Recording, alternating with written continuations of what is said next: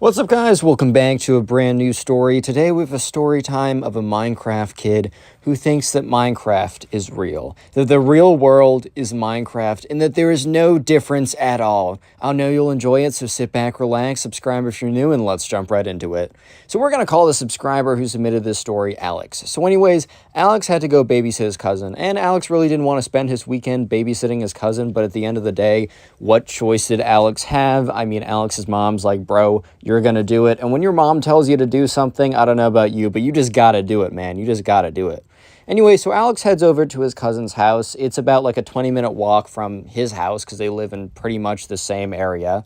So it's not that big of a deal, but he gets over there and Alex's cousin, so we're going to call throughout the rest of this video, Minecraft kid equals Alex's cousin. So when I say the Minecraft kid, I'm speaking about Alex's cousin. So anyways, the Minecraft kid's mom gets to the door, Alex's aunt, and she's like, Alex, thank you so much for coming.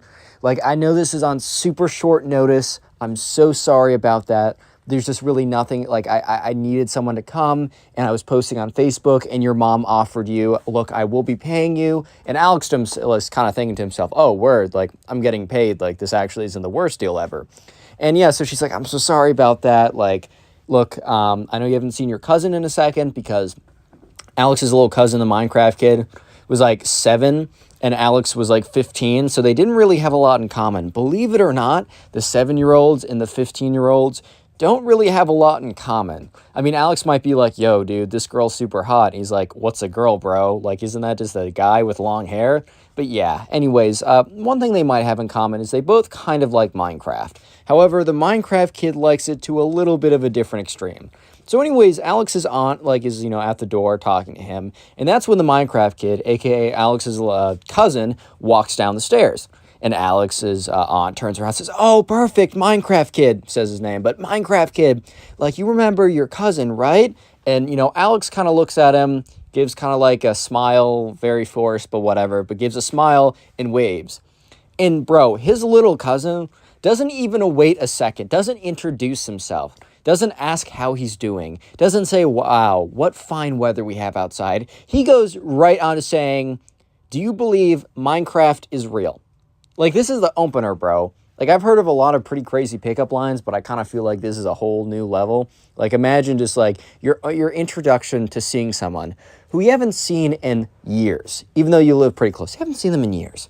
Your introduction to seeing them is asking them if they believe if Minecraft, the video game, very good game, by the way. I mean, I play in the background of almost all my videos, but if that game is real. Yeah. That's how we started the whole thing off. So Alex kind of looks at his little cousin suspiciously. Not suspiciously, but just kind of looking at him like, bro, what did you say? Like, what? And, his little cousin's like, yeah. Like, dude, do you think Minecraft is real or not? Alex is, once again, giving him a look of like, bro, I don't know what you're saying right now. Like, I really don't believe I'm hearing what you're saying correctly because you're saying some goofy nonsense right now. But Alex goes on to say, like, all right, in his head, he's like, all right, this kid's, like, 7 or whatever. He probably believes, like, I don't know, the fairy princess that, like, I don't know, gives him, he probably believes a lot of things, right? Like, oh, my God, like, Star Wars is real, too, and Disney characters are real, so whatever, right? Alex goes on to say, he doesn't, like, play into it, because Alex had an option of being like, yeah, sure, which he probably should have done in retrospect, as you'll see later on in the story. But he's like, yeah, no, I don't think Minecraft is real, man, but it's a really great game. One would have thought that would have been a totally fine response. Like, one would have thought that if you said that you would have been off the hook. Like, who cares, right? Maybe you don't think Minecraft is the greatest game ever. However, you enjoy the game. You give it, what it's worth. You give it the respect it deserves. However, the Minecraft kid, a.k.a. his little cousin, you could just see in his face turns sour immediately. He just comes into this big, angry frown. He's like, what do you mean you don't think Minecraft is real? Like, of course it's real. There's trees in Minecraft, and there's trees in real life. There's grass in Minecraft, and there's grass in real life. Prove me wrong. And Alex was literally just went on to say, well, there are dragons in Minecraft and there's no dragons. And that's when, the Minecraft kid, aka his little cousin, bursts into laughter. He's like, of course there are dragons. Of course there were dragons. They just went extinct. Why do you think we see them all the time in movies and stuff?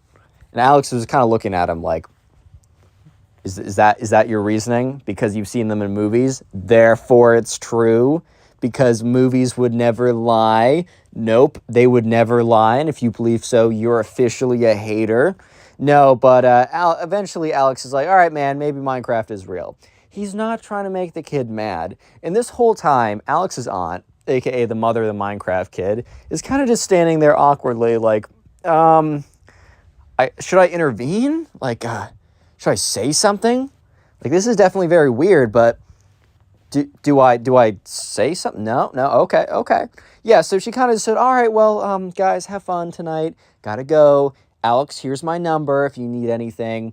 There's a pizza in the fridge. Just slap in the microwave or put in the oven for 20 minutes or something. We'll be back. Call me if you need anything. She gets out the door and leaves. So Alex is kind of staying there, a little bit awkward, like, okay. And the Minecraft kid says, hey, we got a pool in the back if you'd like to go. And Alex is like, oh, okay, word, sure. Because Alex was like, dude, what am I going to do with this kid?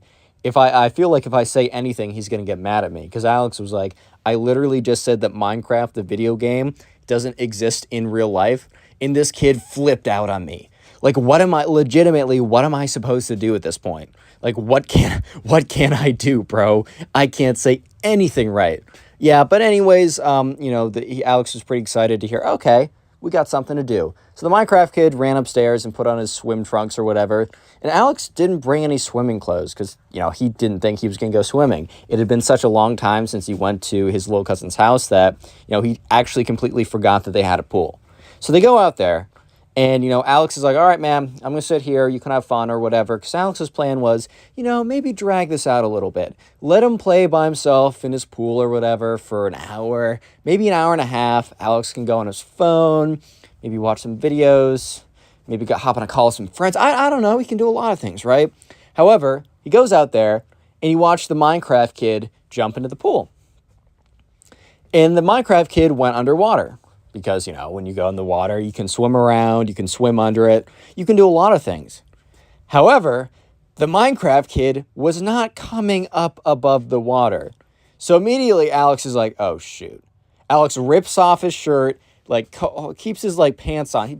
Bro's got shorts, right? But these aren't, thankfully, right? These are, kind of gym shorts. But at the same time, these aren't swim shorts. He's really not trying to jump in.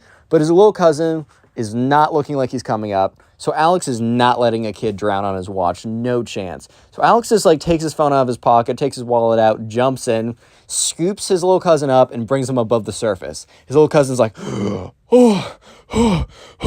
Alex is like, what happened? So at this point, Alex is in the water.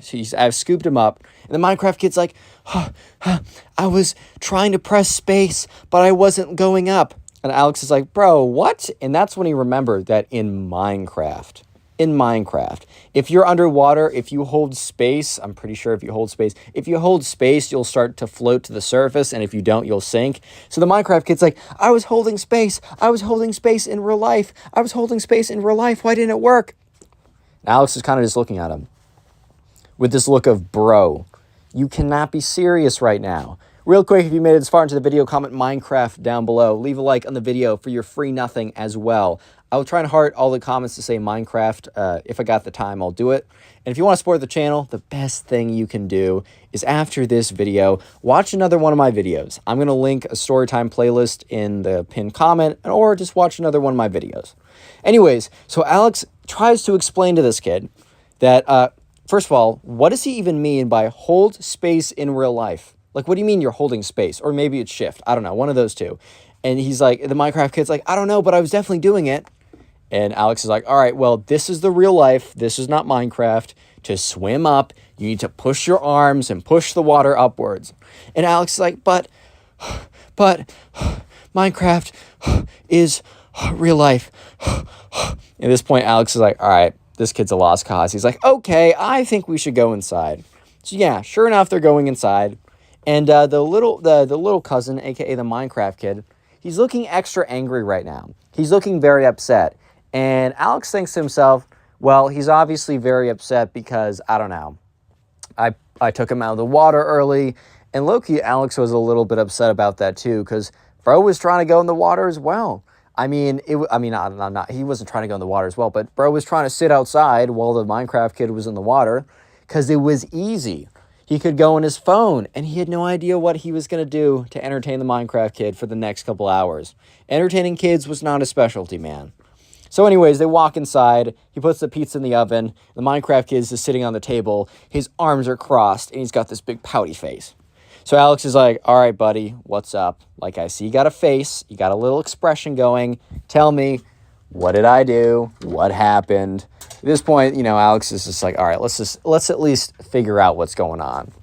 And that's when the Minecraft kid says, I can't believe what you said earlier. And Alex is trying to recall right now. He's like, okay, did I say something like offensive or something? And Alex was like thinking about it. He's like, what? No, I didn't say anything. What? And the Minecraft kid's like, you know what you said. He starts sniffling a little bit, and Alex is starting to get really like uncomfortable. He's like, dude, like, what did I say to this kid to make him cry? Like, what? And the dude's like, some of us just believe. And Alex is like, dude, what did I say? What did I say? Like, he's just searching his brain, his memory for like, what could he have possibly said to bring this kid to tears hours later? He's like, you know what? You're wrong. Minecraft is real. And at this point, Alex is like, bro, there is no way that this kid is this upset over the fact that I said that Minecraft wasn't real. What? Bro, it's a video game. Chill out. Are you what? Yeah, so Alex was just kind of like, bro, what is bro doing over here? Like, this is crazy, bro. Like, are you serious right now? And he's like, dude, I didn't. And so Alex is like, all right, let me play along with it. He's like, bro, I didn't mean it like that. Minecraft, a lot of parts of Minecraft are real. Like the Minecraft trees, those are real. Like trees really do exist. Grass in Minecraft, it does exist in the real life.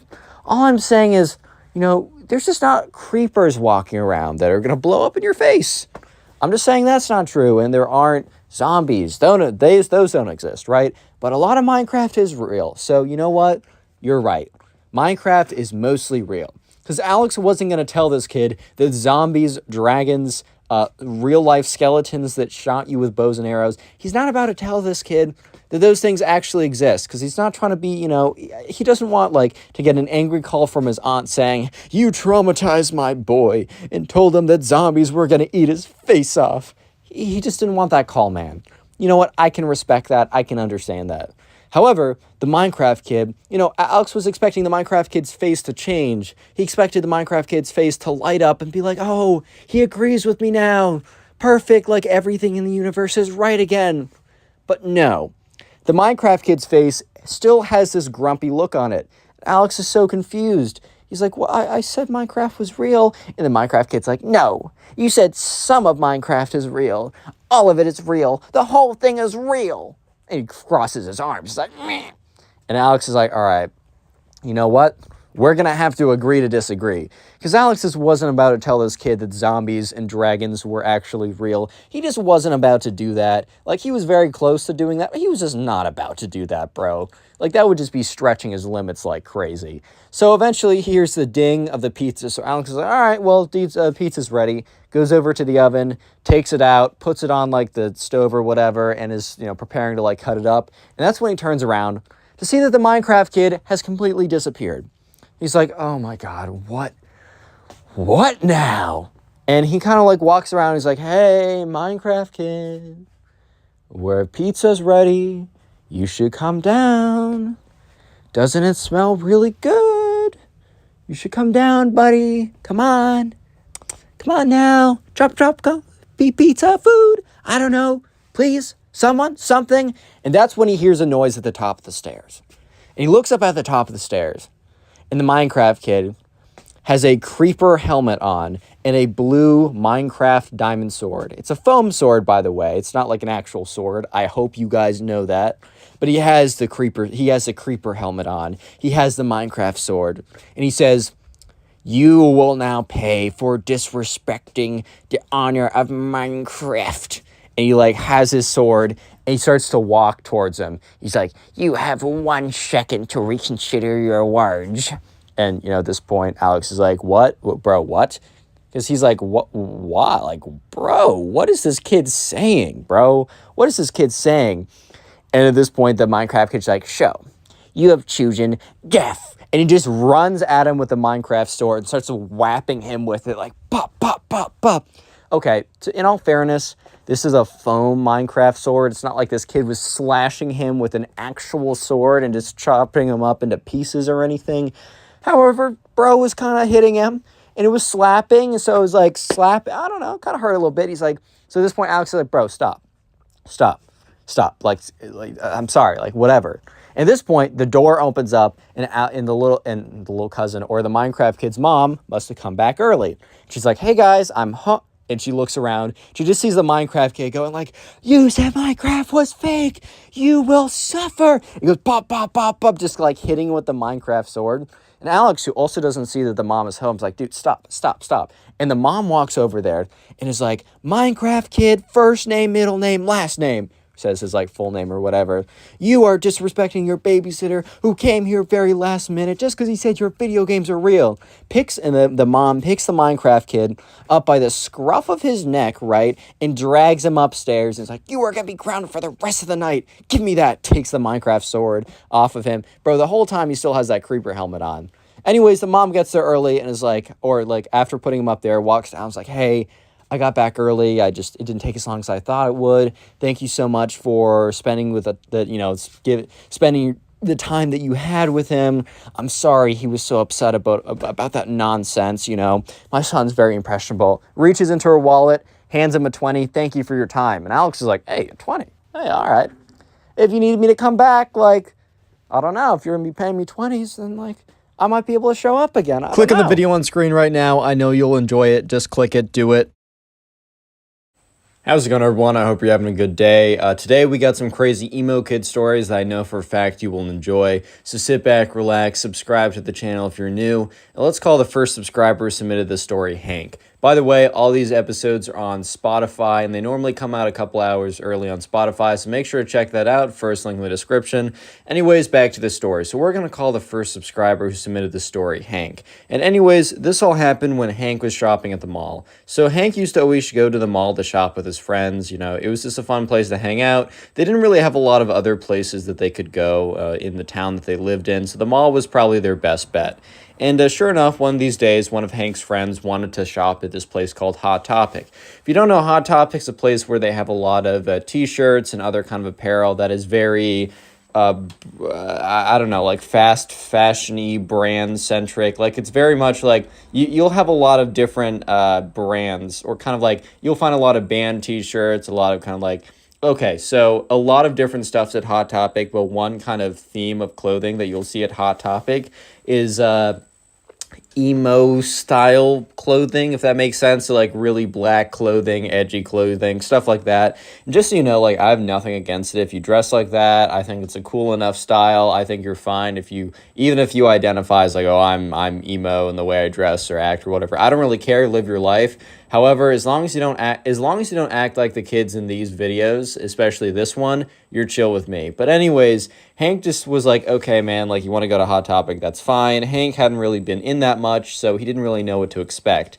So Hank was walking into, the Hot Topic, and he was looking around, and there's a whole host of people, and Hank's friend was like, all right, man, like, I'm going to go to the back of the room. I know what I want. I'm going to go in their skateboard section. You can kind of just wander around here. I'll be out when I'm done. So Hank was totally fine with this, and Hank kind of like was wandering around, and he walked over to one of the t-shirt aisles, or one of the t-shirt rack aisles, and that's when he accidentally bumped into this kid. And this kid turns around. And just to paint the picture, this kid has super long black hair. He's got like black mascara on, black lipstick. He's got black painted nails. He's got a spiky collar. He's got like a black band t-shirt. He's got like long black jeans, and then those like big black stomper boots. I don't know if you know if you know what I mean, but like those big, kind of like those big rubber black boots that are pretty popular right now. And he turns around and he's like, dude, what the heck, bro? And Hank's just like, all right, my fault. Like, I didn't mean to bump into you like that. I was just looking around and wasn't paying attention. And the emo kid's like, dude, you're shut up, bro. Hank's kind of just looking at him like I don't really know what you mean. Like, I didn't do anything. Like, are you good?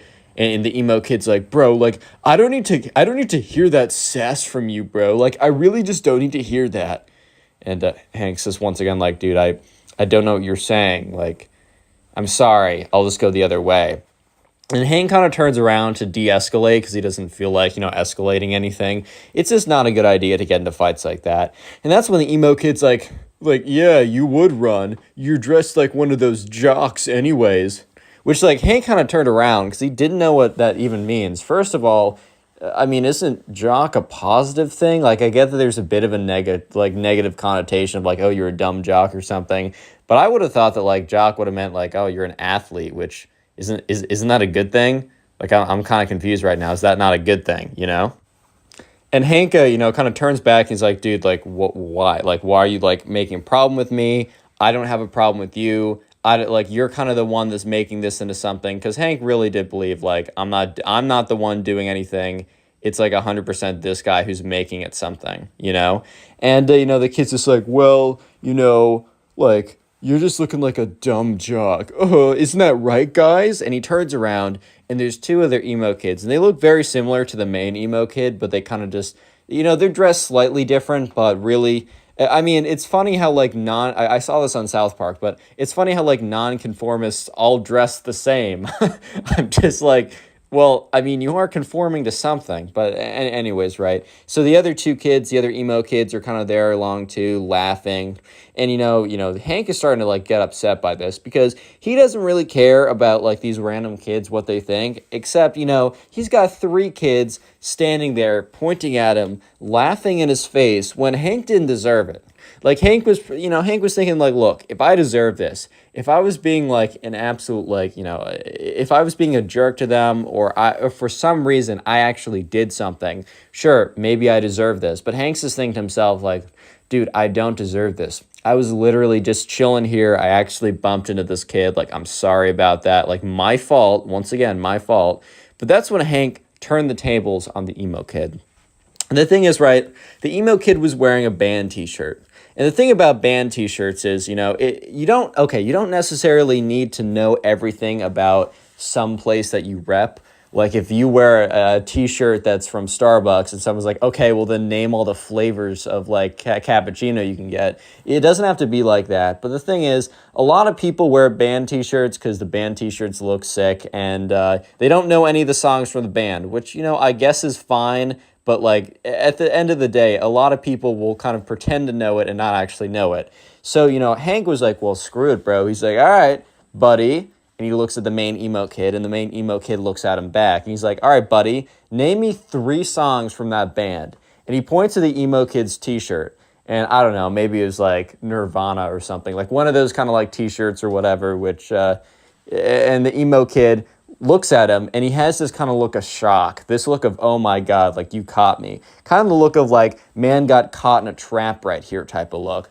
And the emo kid's kind of just like, how about you name me 3 songs from this band, bro? And the emo kid turns to look back at his emo kid friends as kind of like, oh, what's their reaction to that sick burn? And they kind of just look at him blankly.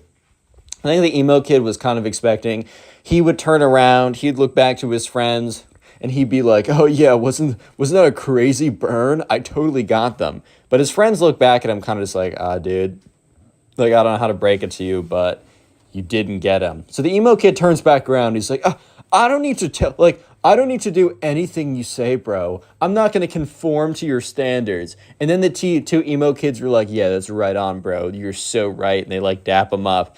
And Hank at this point, he's just so done. He's just like, bro, because he realizes, like, Hank's like, you know what? I'm not going to fight with these kids. These kids are obviously a lost cause. This is not worth my time. So Hank gets up, he turns around, and he kind of says, like, whatever, man, like, go live your life. Hank turns around, starts to walk away, and that's when he feels a tug on his pants. And he turns around, and he sees the emo kid failing to pull down his pants. So basically, the emo kid He couldn't wanted to he couldn't let Hank just leave by himself. Like he couldn't let him just do that. So when Hank turned around and started to walk away, the emo kid went to jump and try and pull down his pants to pants him, to embarrass him, to impress his emo kid friends and be like, "Oh my God, I totally owned him, dude." So at this point, Hank is like, "Dude, stop pulling down my pants, bro."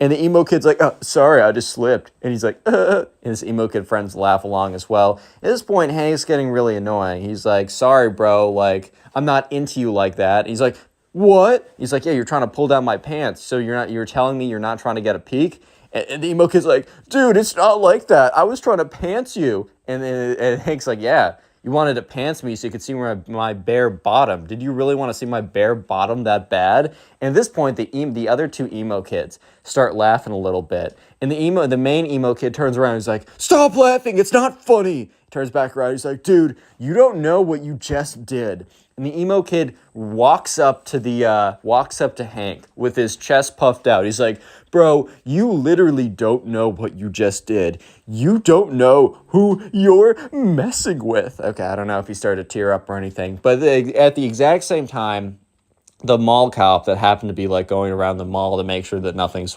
happening looks into the Hot Topic and sees basically this kid walk up to this other kid with his chest puffed out. So the mall cop outside kind of slows down walking and looks inside. And sure enough, right, Hank is like, "Hey, look, I'm not looking for any trouble." And the emo kid's like, "Yeah, that's what I thought. You're freaking scared, bro. Don't tell me otherwise. You're freaking scared." And at this point, Hank's like, "Dude, I'm not scared. It's not like that. I just don't want any trouble. You're not worth my time." And he's like, "I am worth your time. I'm worth all of your time plus some because I'm worth more than you, dude. You don't know who you're messing with." At this point, right, the emo kids was really kind of just showing his true colors and being like, kid's insecure. That's fair enough. He's trying to act all tough in front of his friends. So once again, Hank's he turns around and he's like, "All right, man." He's like, "Dude, I'm just not doing this. Once again, have a good life." Hank turns around, and as Hank's turning around, the emo kid is in his head, he's like, "I can't let this slide." So the emo kid literally raises up his hand and swings on Hank. Real quick, if you made it this far into the video, go ahead and comment emo down below. I just want to see how many people made it to the end of this video, as I do appreciate you guys. Best way to support the channel, as always, is just watch a bunch of the videos. The more watch time you give to the channel, the more we get promoted in the algorithm, and I really, really do appreciate it. Let me know in the comment section what you do while watching my videos. I genuinely want to know.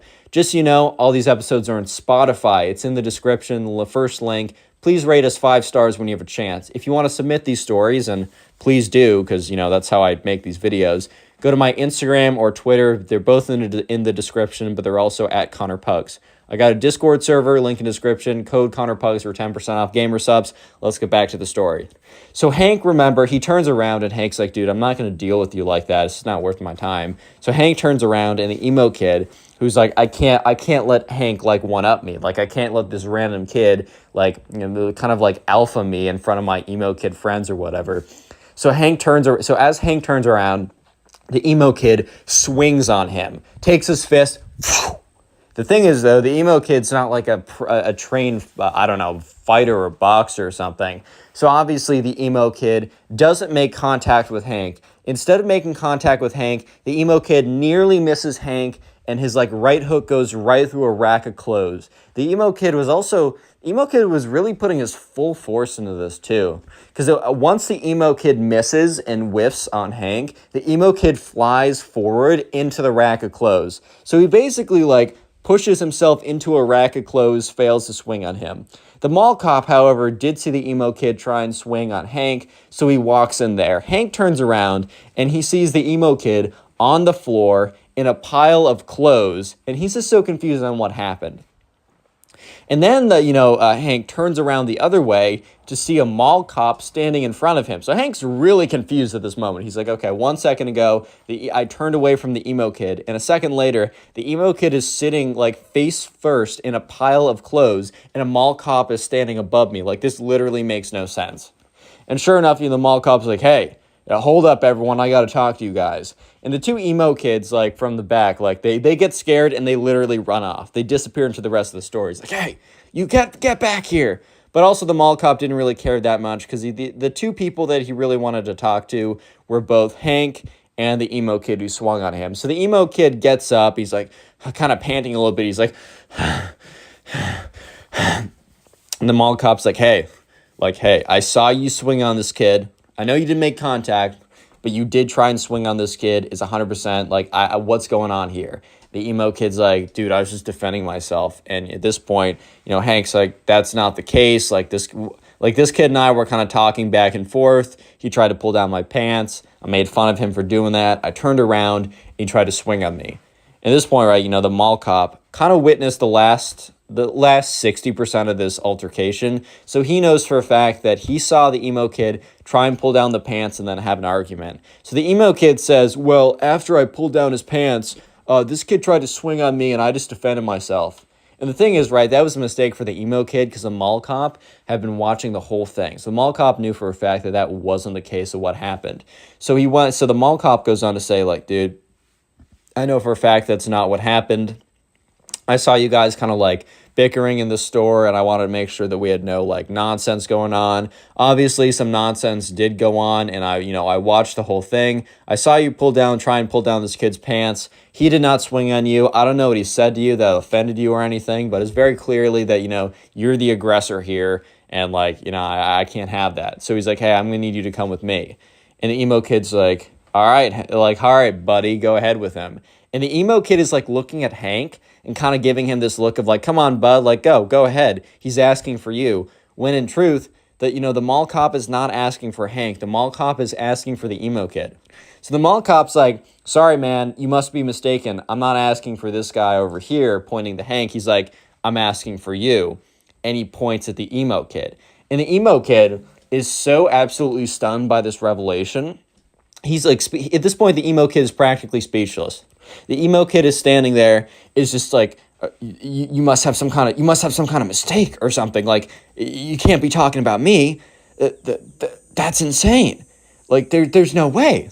What do you mean? Hanks is looking at the emo kid with this bit of a smirk, and the mall cop is kind of like, come on, bud, we don't want to have any trouble here. Make this nice and easy for all of us. And just come along with me.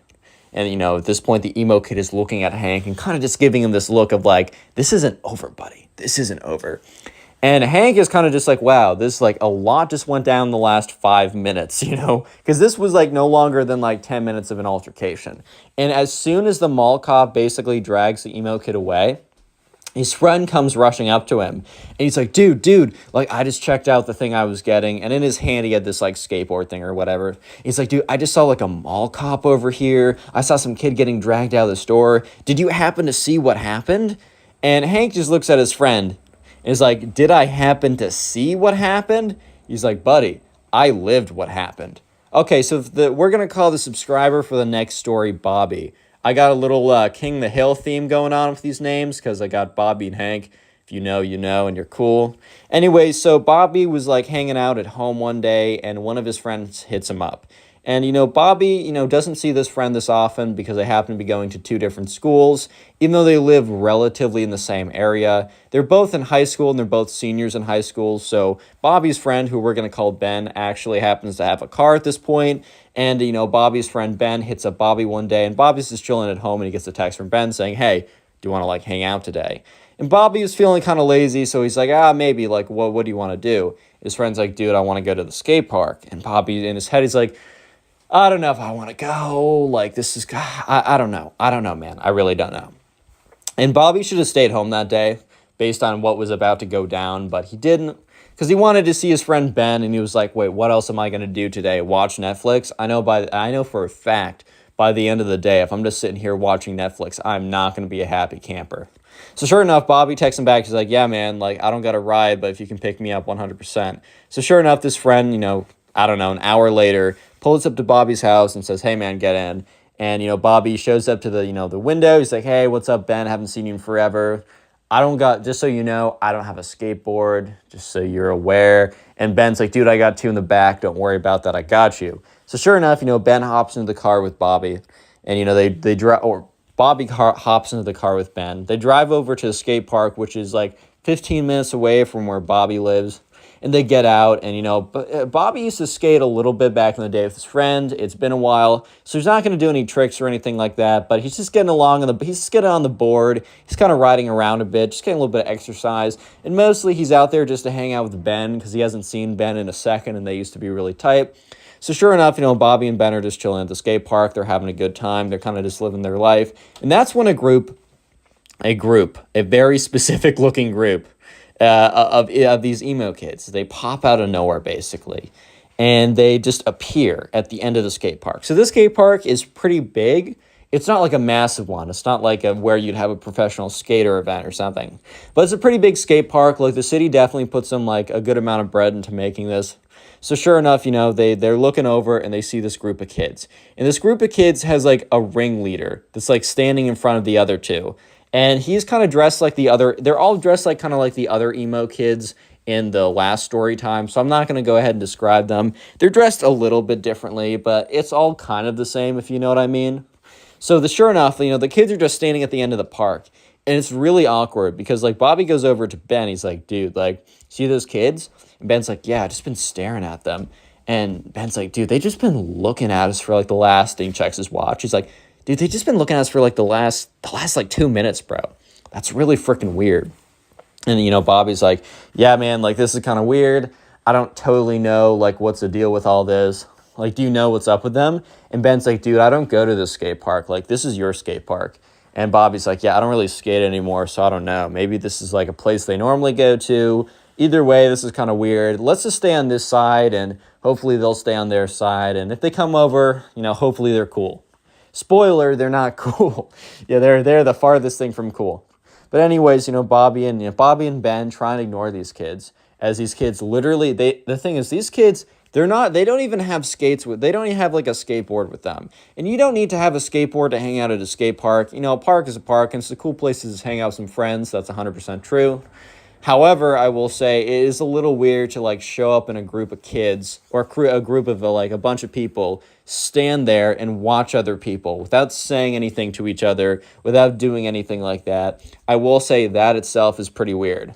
So sure enough, Bobby and Ben are just kind of standing there dude, this is really freaking weird. What's going on?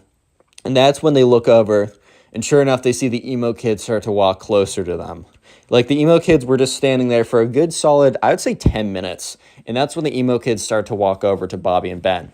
And at this point, Ben turns over. He's like, dude, what is up with your neighborhood, bro? Why do you always get the weirdos? And Bobby's like, dude, it's not my fault. I don't go here this often. I don't know. And that's when the group of emo kids shows up. And there's very clearly this is going to sound weird, but an alpha one. Okay.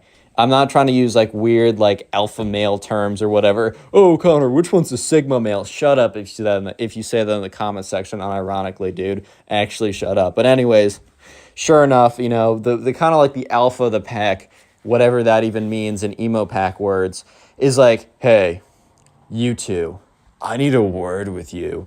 And Bobby and Ben kind of just look at each other just oh my God, what's going on here? It's just kind of strange.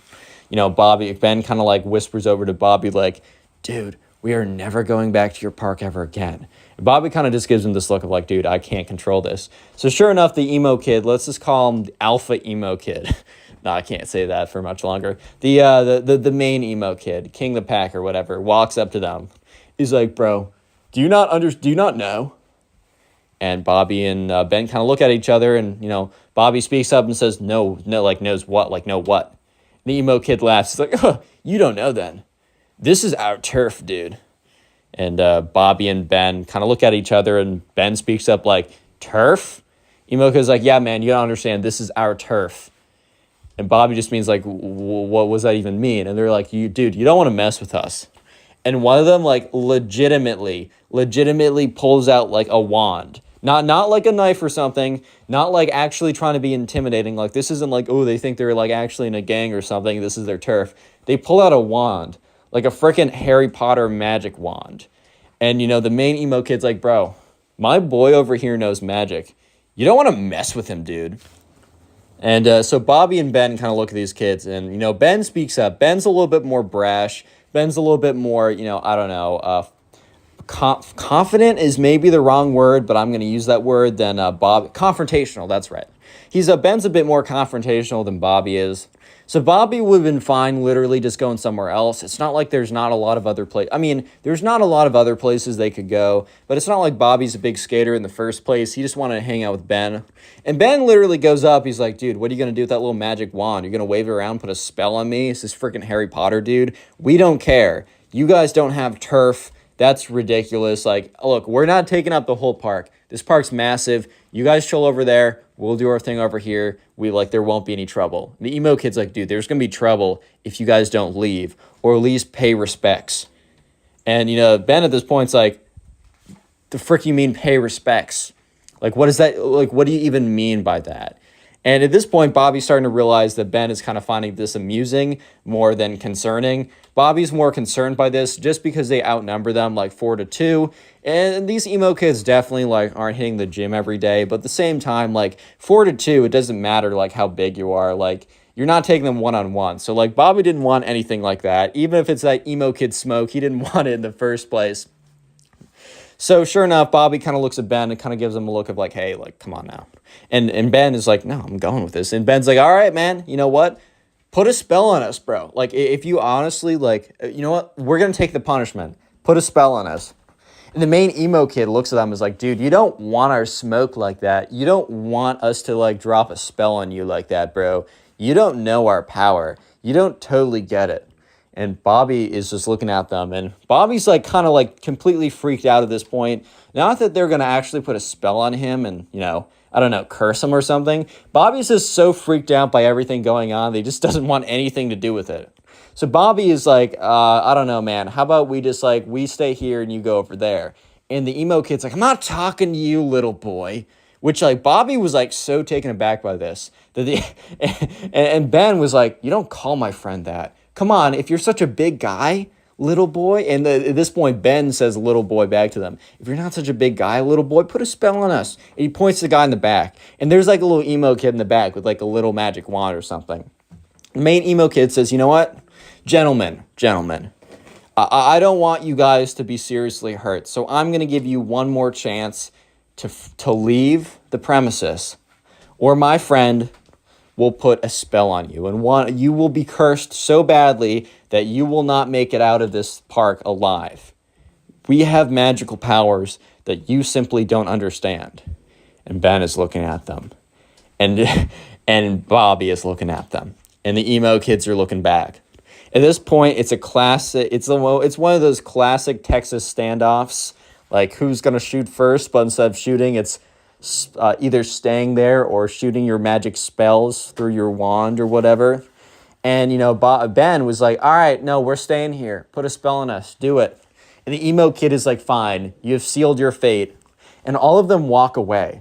At this point, Bobby and Ben look at each other. Bobby's like, dude, those kids are weird. Like, I have no idea what's going on. Ben is like, really is your neighborhood spawning out the most NPCs in the world, dude? Like, this is crazy. And, Bobby and Ben were probably going to go back and forth a little bit about how weird these kids were, but they were unfortunately interrupted by chanting. So they look over and they see the emo kids like holding hands, chanting, like kind of like going in a circle, like kind of like moving in a circle, holding hands, chanting like demonic tongues. At this point, Bobby's like, bro, I'm kind of freaked out. And Ben's like, dude, this is a comedy routine. Please, like, chill out. And at this point, they do, like, the chanting gets louder and louder. And it's kind of weird. Like, it's really strange. It's like they definitely been rehearsing this.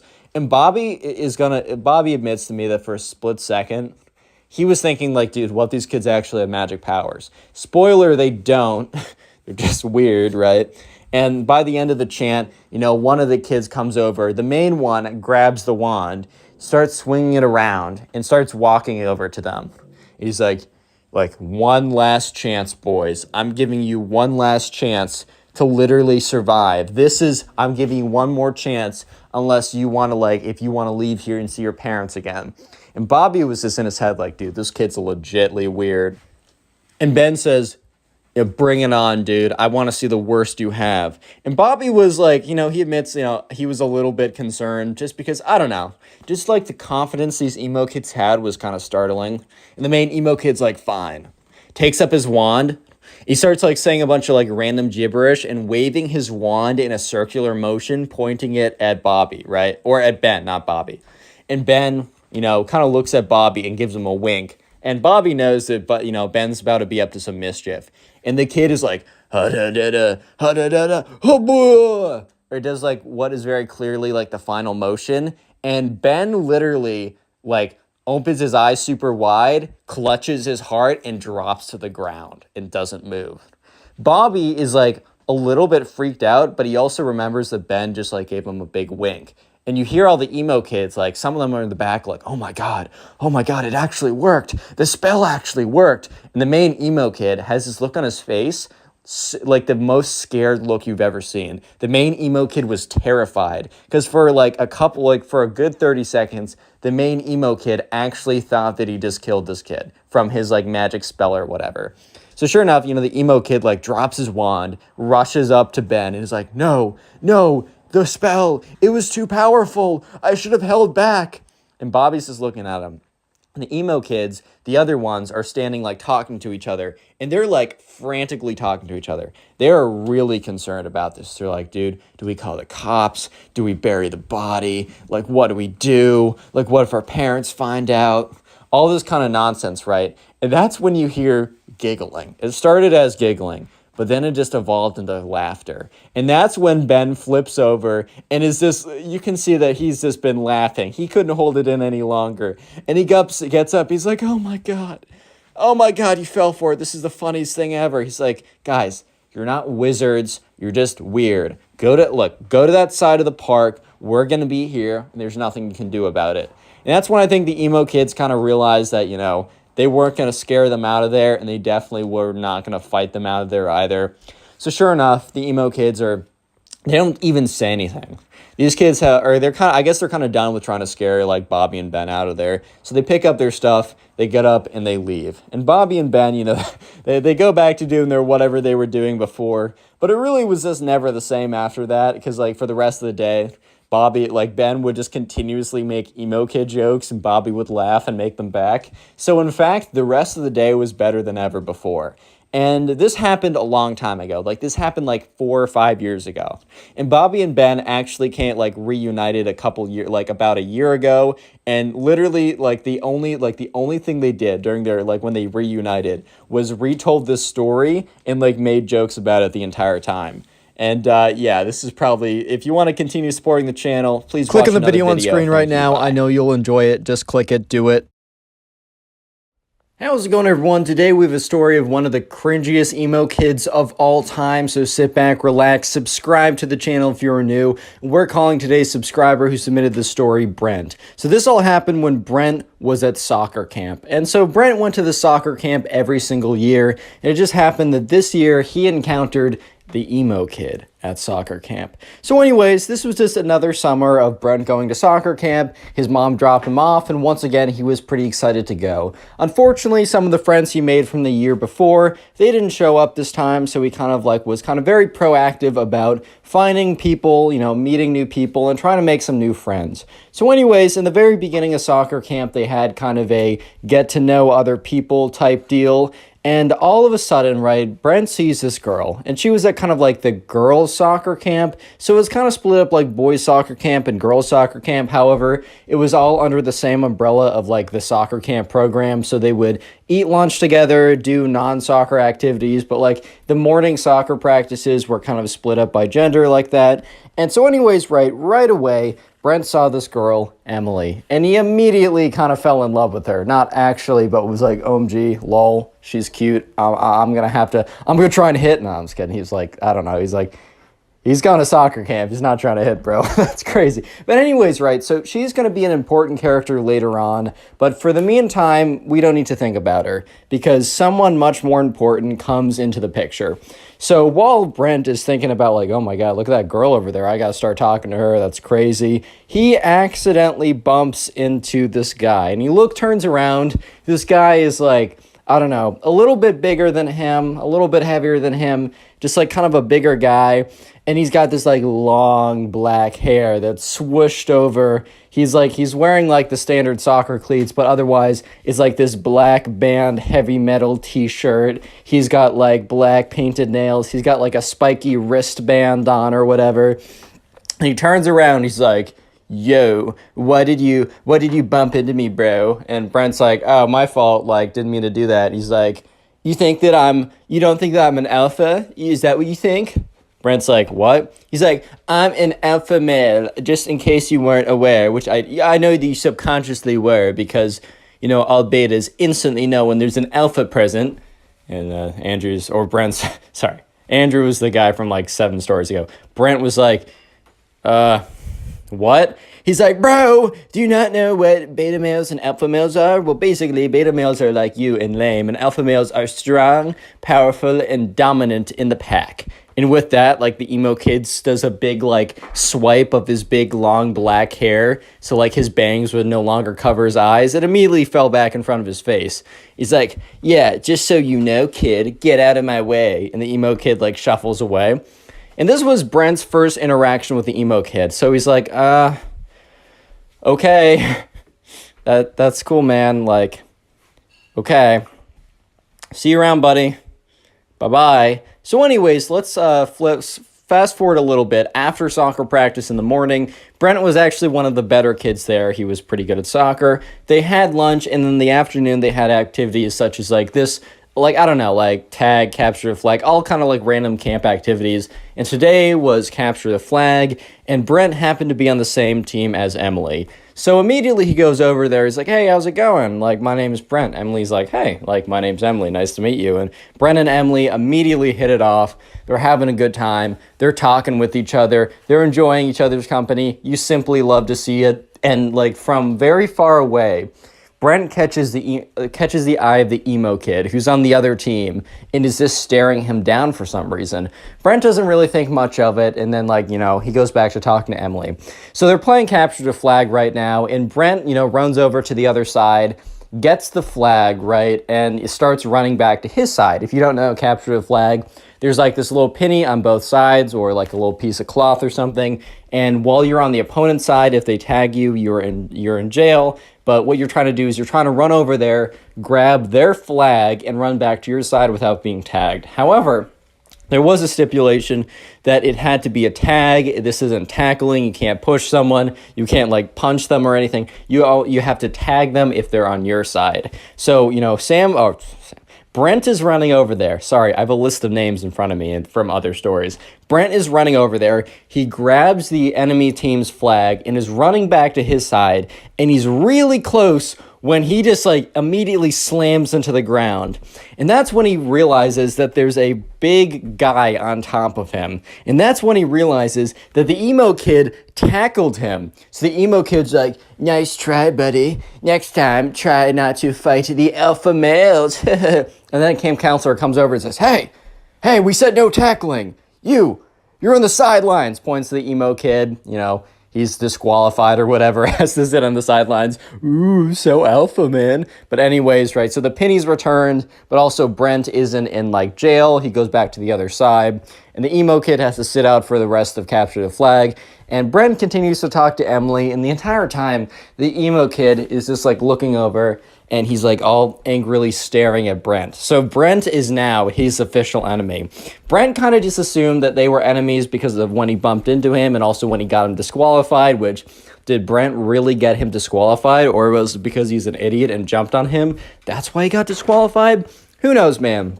But there was another reason why the emo kid hated Brent. There was another reason that Brent did not realize at the moment, but was very, very, very potent, and is going to be very, very important for later on in the story. I'm gonna give you guys a hint. It starts with an E and ends with a mly. Did you guys get it? Starts with an E and ends with a mly.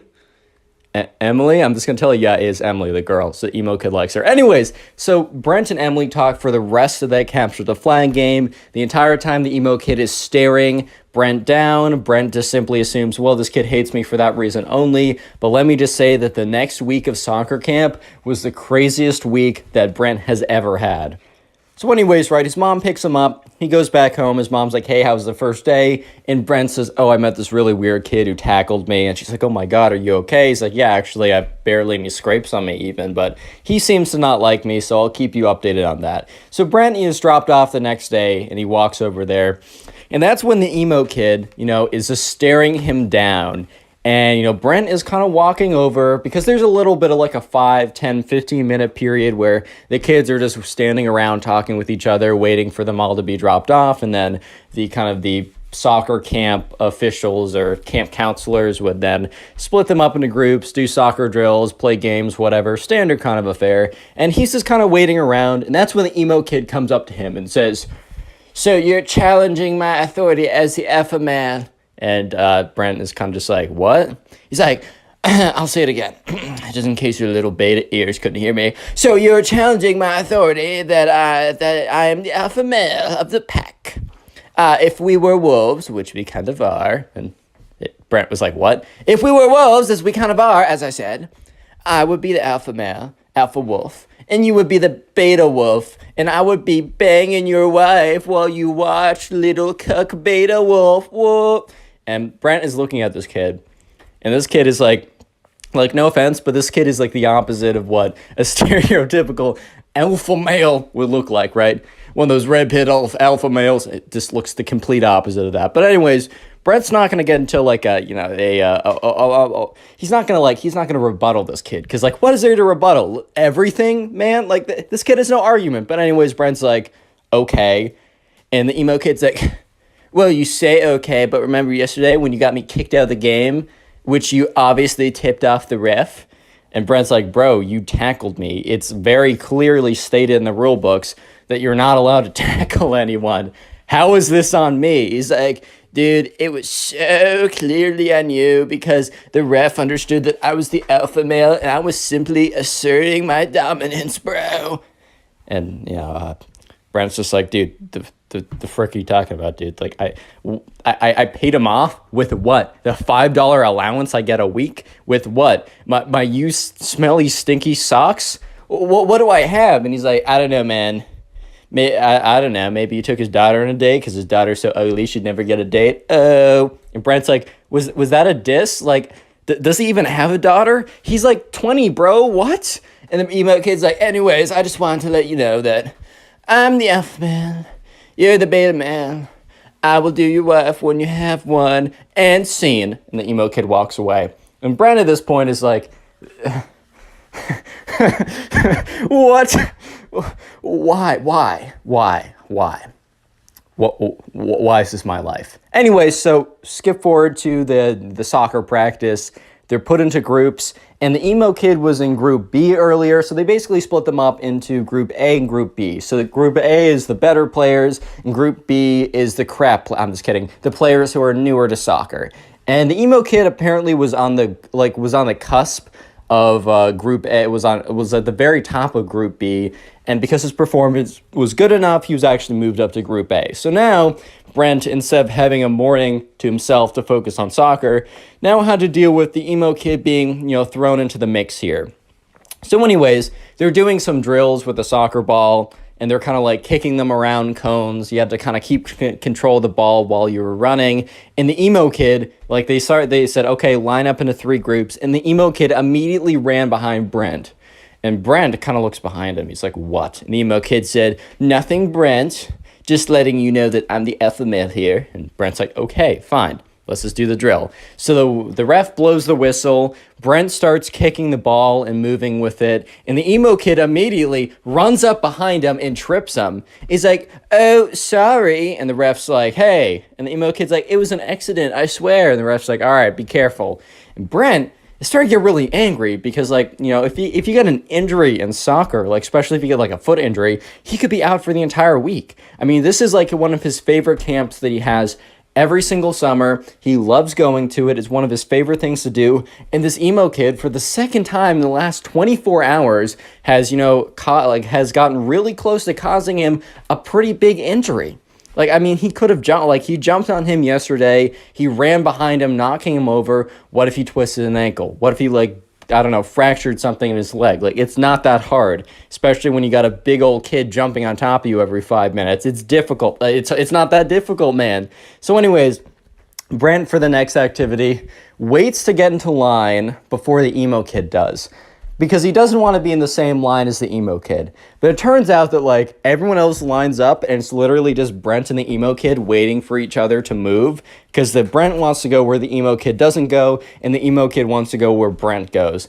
And the refs are, or not the refs, but the soccer coaches are like, come on, kind of like, guys, get into line. And Brent's like, okay. And he sprints to the end of the line, and then the emo kid sprints to the back of that line. And the coach is like, emo kid, says his actual name, can you go to another line? Like, that line's too long. And the emo kid's like, okay, moves over one line. And when the coach turns his head, the emo kid literally runs back into the line with Brent again. So when the coach turns around, he's like, wait, emo kid, I said, could you go to that line? And he's like, fine. Emo kid eventually goes to that line, actually does that. So for the rest of soccer practice, the emo kid tried to, like, bump into Brent, tried to make his life difficult, basically was just being a big butt the entire time. But thankfully, right, that nothing really happened. He didn't bump into Brent successfully again. In fact, the emo kid, most of the time when he tried to bump into Brent would do some, like, very slick soccer move, kind of like break his ankles, not literally, but you know what I mean. And the emo kid would, like, fall flat on his face because he kind of, like, tried to run into Brent, and then Brent sidestepped him and completely swerved out of his way. Anyways, though, things start to get a little bit more interesting, because throughout the next day, Brent and Emily are talking it up. It's kind of like the known thing for the camp that, like, those two were kind of like the unofficial soccer camp couple. I don't know if your camps had stuff like that, but this was true for the soccer camp. And word was that, like, the two of them, they were gonna kiss soon. Oh my God, guys, isn't that like 12th base or something? So sure enough, right, one of these days, so like a day later, Emily and Brent are just sitting with each other at lunch. They're kind of on, like, a quote-unquote date or whatever. And that's when a girl comes over and sits next to them. And Emily's like, oh, this is my friend Robin. And Robin's like, hey, guys, like, I just want to let you know, Emily, that the kid over there, and points to the emo kid, is planning to ask you out soon. And Emily's like, dude, I don't know that kid. I've never spoken to him in my life. And Brent's like, oh my God, I know exactly who that kid is. Emily's like, what? And Brent basically tells her the story that I told you guys for the last 13 minutes. And she's like, oh my God, he's the worst. And Brent's like, well, that would explain why he really hates me too, because, like, not just that I embarrassed him, but I've been hanging out with you the entire time. And, he probably knows that we've been talking a lot. And Emily laughs a little bit. And this is when Robin says, dude, like, I'm serious. This kid is going to come over and ask you out within, like, the next 24 hours. He's going to do it publicly. It's going to be really embarrassing. Everyone's told him not to do it, but he's in his own world. You gotta let him down nicely, though. And, Brent was like, no mercy. Make him suffer. Emily's like, Brent, I'm not going to make him suffer. I don't know this kid. Brent's like, make him suffer. Emily's like, shh. Okay, I'm going to be nice. When he comes over, I'm going to be firm, I'm going to be direct, but I'm going to be nice about it, I'm going to be cordial, and life is going to go back to what it was before. So sure enough, right, Brent now realizes that the emo kid has a massive crush on Emily. And Brent also starts to think about it. When Emily says no to him, and when she starts really, hanging out with me more, and when word gets around that we kiss, because we totally are, this is in Brent's head, right, he's going to actually, like, ramp up the craziness even more than it already is. I think I'm screwed, boys. Real quick, if you made it this far into the video, comment emo down below. I'm going to heart as many comments as I can that say that. That is the secret word of the day. And also, if you want to support the channel and help boost me back into the algorithm, all you got to do is, at some point, maybe after this video, maybe later, sit down and watch a bunch of my videos in a row, maybe while you're playing video games or drawing or cleaning your room, or maybe to help you go to sleep. I take that as a compliment now. I understand it. Leave in the comment section down below how you're helping boost the channel. I will heart it, I will say thank you, and I'll even shout some people out, like the person on screen right now. Thank you to this person on screen and all of you guys for all the support recently. It's really helped boost the channel. We're growing again. You'll love to see it. Let's get back to the story. So anyways, flash forward to that night, or not that night, but that afternoon. Remember when this is the mixed gender, just fun, more camp activities, they're playing dodgeball. And sure enough, the emo kid and Brent actually happen to be on the same team this time. So, like, emo kid and Brent, they're picking up the dodgeballs, they're throwing them, they're trying to avoid being hit by the dodgeballs. And the emo kid walks over and is like, "Sup, bro?" And Brent's like, "What?" Emo kid's like, "I just want to let you know that, like, I know that you and Emily, or you have been trying to flirt with Emily, and it's been failing horribly for my sources, at least that's what my sources said. And I just want to let you know that, I let you have your fun. I let you play like the little beta little lamb you are. But I'm actually going to come in and, as the alpha male, assert my dominance and claim what is mine. Emily shall be my girlfriend by the end of tomorrow. Mark my words, and I will watch as little tears roll down your face because you're so sad that I took your girl. Oh, little Brent, I'm so sorry." Brent's like, "Dude, she's not gonna, I've talked to her, she's gonna say no. Don't do it. I hate you, but I know for a fact that you're gonna get rejected in front of everyone." The emo kid's like, "Nice try, little boy. I know for a fact that my testosterone is 10 trillion and yours is 0. So based on that alone, plus a billion other factors, such as my manliness, my alpha maleness, my swag, overall levels, and a billion more things. She will obviously say yes to me. And even if you two are fake dating, she'll break up with you immediately to say yes to me. I just know some things that you don't know, Brent.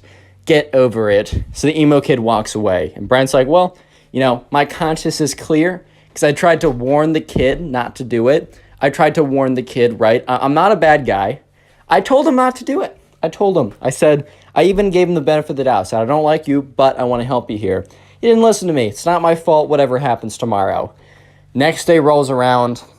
At soccer practice, the emo kid for the entire morning is like, Brent, better spend the last moments with Emily as you can because she's about to be my girlfriend. Oh, and Brent's like, "Dude, shut up, dude." He's like, "Oh my God, am I getting to you, man? Am I getting to you, man? Oh, man, it was so easy to break your thin, weak beta skin. Oh, my God, my words are hurting you so much. I'm going to lick up your little salty tears. They're so tasty and so good." And Brent's like, "Shut up, bro. You're going to get embarrassed. I can't wait for the moment. She better go hard." Anyways, flash forward to lunch. The moment. So anyways, Brent is sitting with Emily, and Emily's like, "Dude, the emo kid, I can't see him anywhere." And Brent's like, "Dude, he's going to ask you out. It's happening. Get over it. It's going to happen any second." She's like, he's going to do it the next day, which means probably now in front of everyone. And, Brent's like, that's what he said he would do. And Brent was like, "Oh my God, don't turn around," because Brent was looking, and the emo kid was walking over. And what was he walking over with? He was walking over with a boombox. You already know where this is going. And Brent's like, "You know what? Brace yourself. Try and have an out-of-body experience right now so you don't have to deal with what's about to happen. This is about to be bad, Emily. I'm so sorry." And Emily's like, "Oh my God, oh my God." And that's when you start to hear music. It's the emo kid's personal band. So it's like this heavy metal rock band. So just imagine some like heavy metal rock going in the background. And the lyrics are, "Emily, Emily, why do you hang with losers like Brent? Emily, please love me. Yeah." And it's just kind of like more stuff like that in the background. And the emo kid is like rocking out by himself with an air guitar while this is all going on. It is the worst moment of Brent's life because the secondhand embarrassment is so strong, he's basically getting firsthand embarrassment from the whole thing.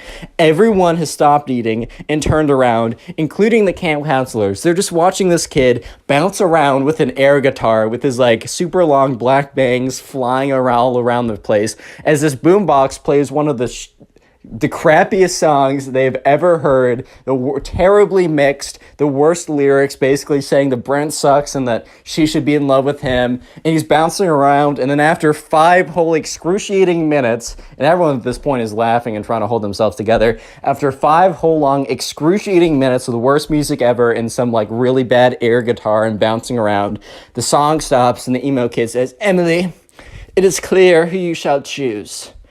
What is your verdict?" And Emily's like, "I'm sorry, I don't know you. I'm not going out with you." Emo kid's like, "That's hilarious. What's your actual verdict?" Emily's like, "Dude, I don't know you." He's like, "Dude, that's hilarious. What's your actual verdict?"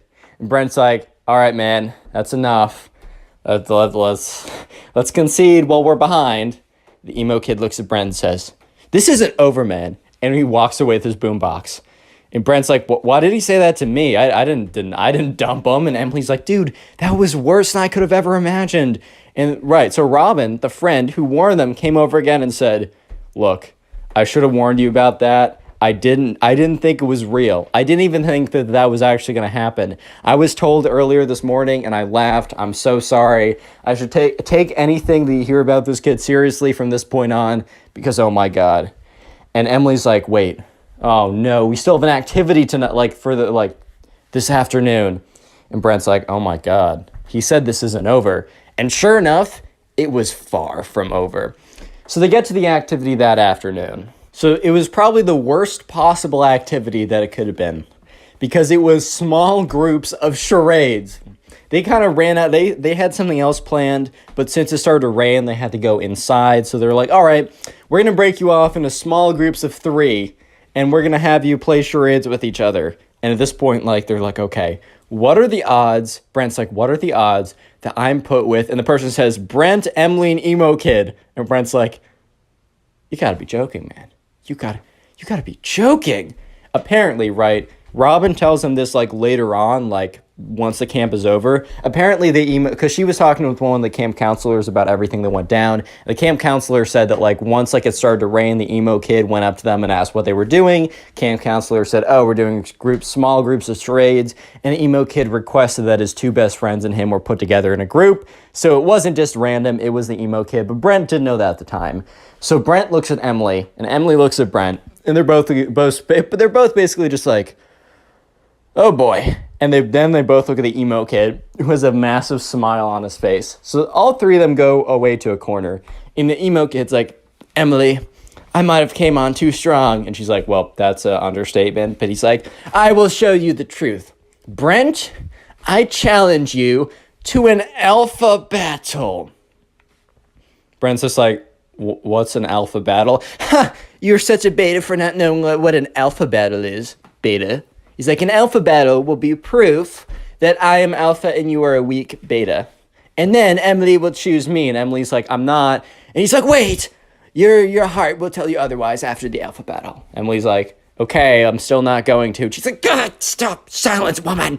And Brent was like, "Whoa, chill out, dude." He's like, "You silence too? We're having an alpha battle right now." So, right, this is kind of looks like they're doing really weird charades from afar, but the emo kid is like, "All right, let's form our best wolf poses." Brent's like, "What?" He said, "Form your best wolf poses now." And Brent's like, all right. Ooh, emo kid's like, "That is the worst wolf pose I've ever seen. You were definitely not part wolf like I am." And the emo kid does this really weird pose. He's like, "Oh my God, I'm wolfing so hard right now. This is the most emo thing. I mean, the most alpha thing I've ever done. Oh my God."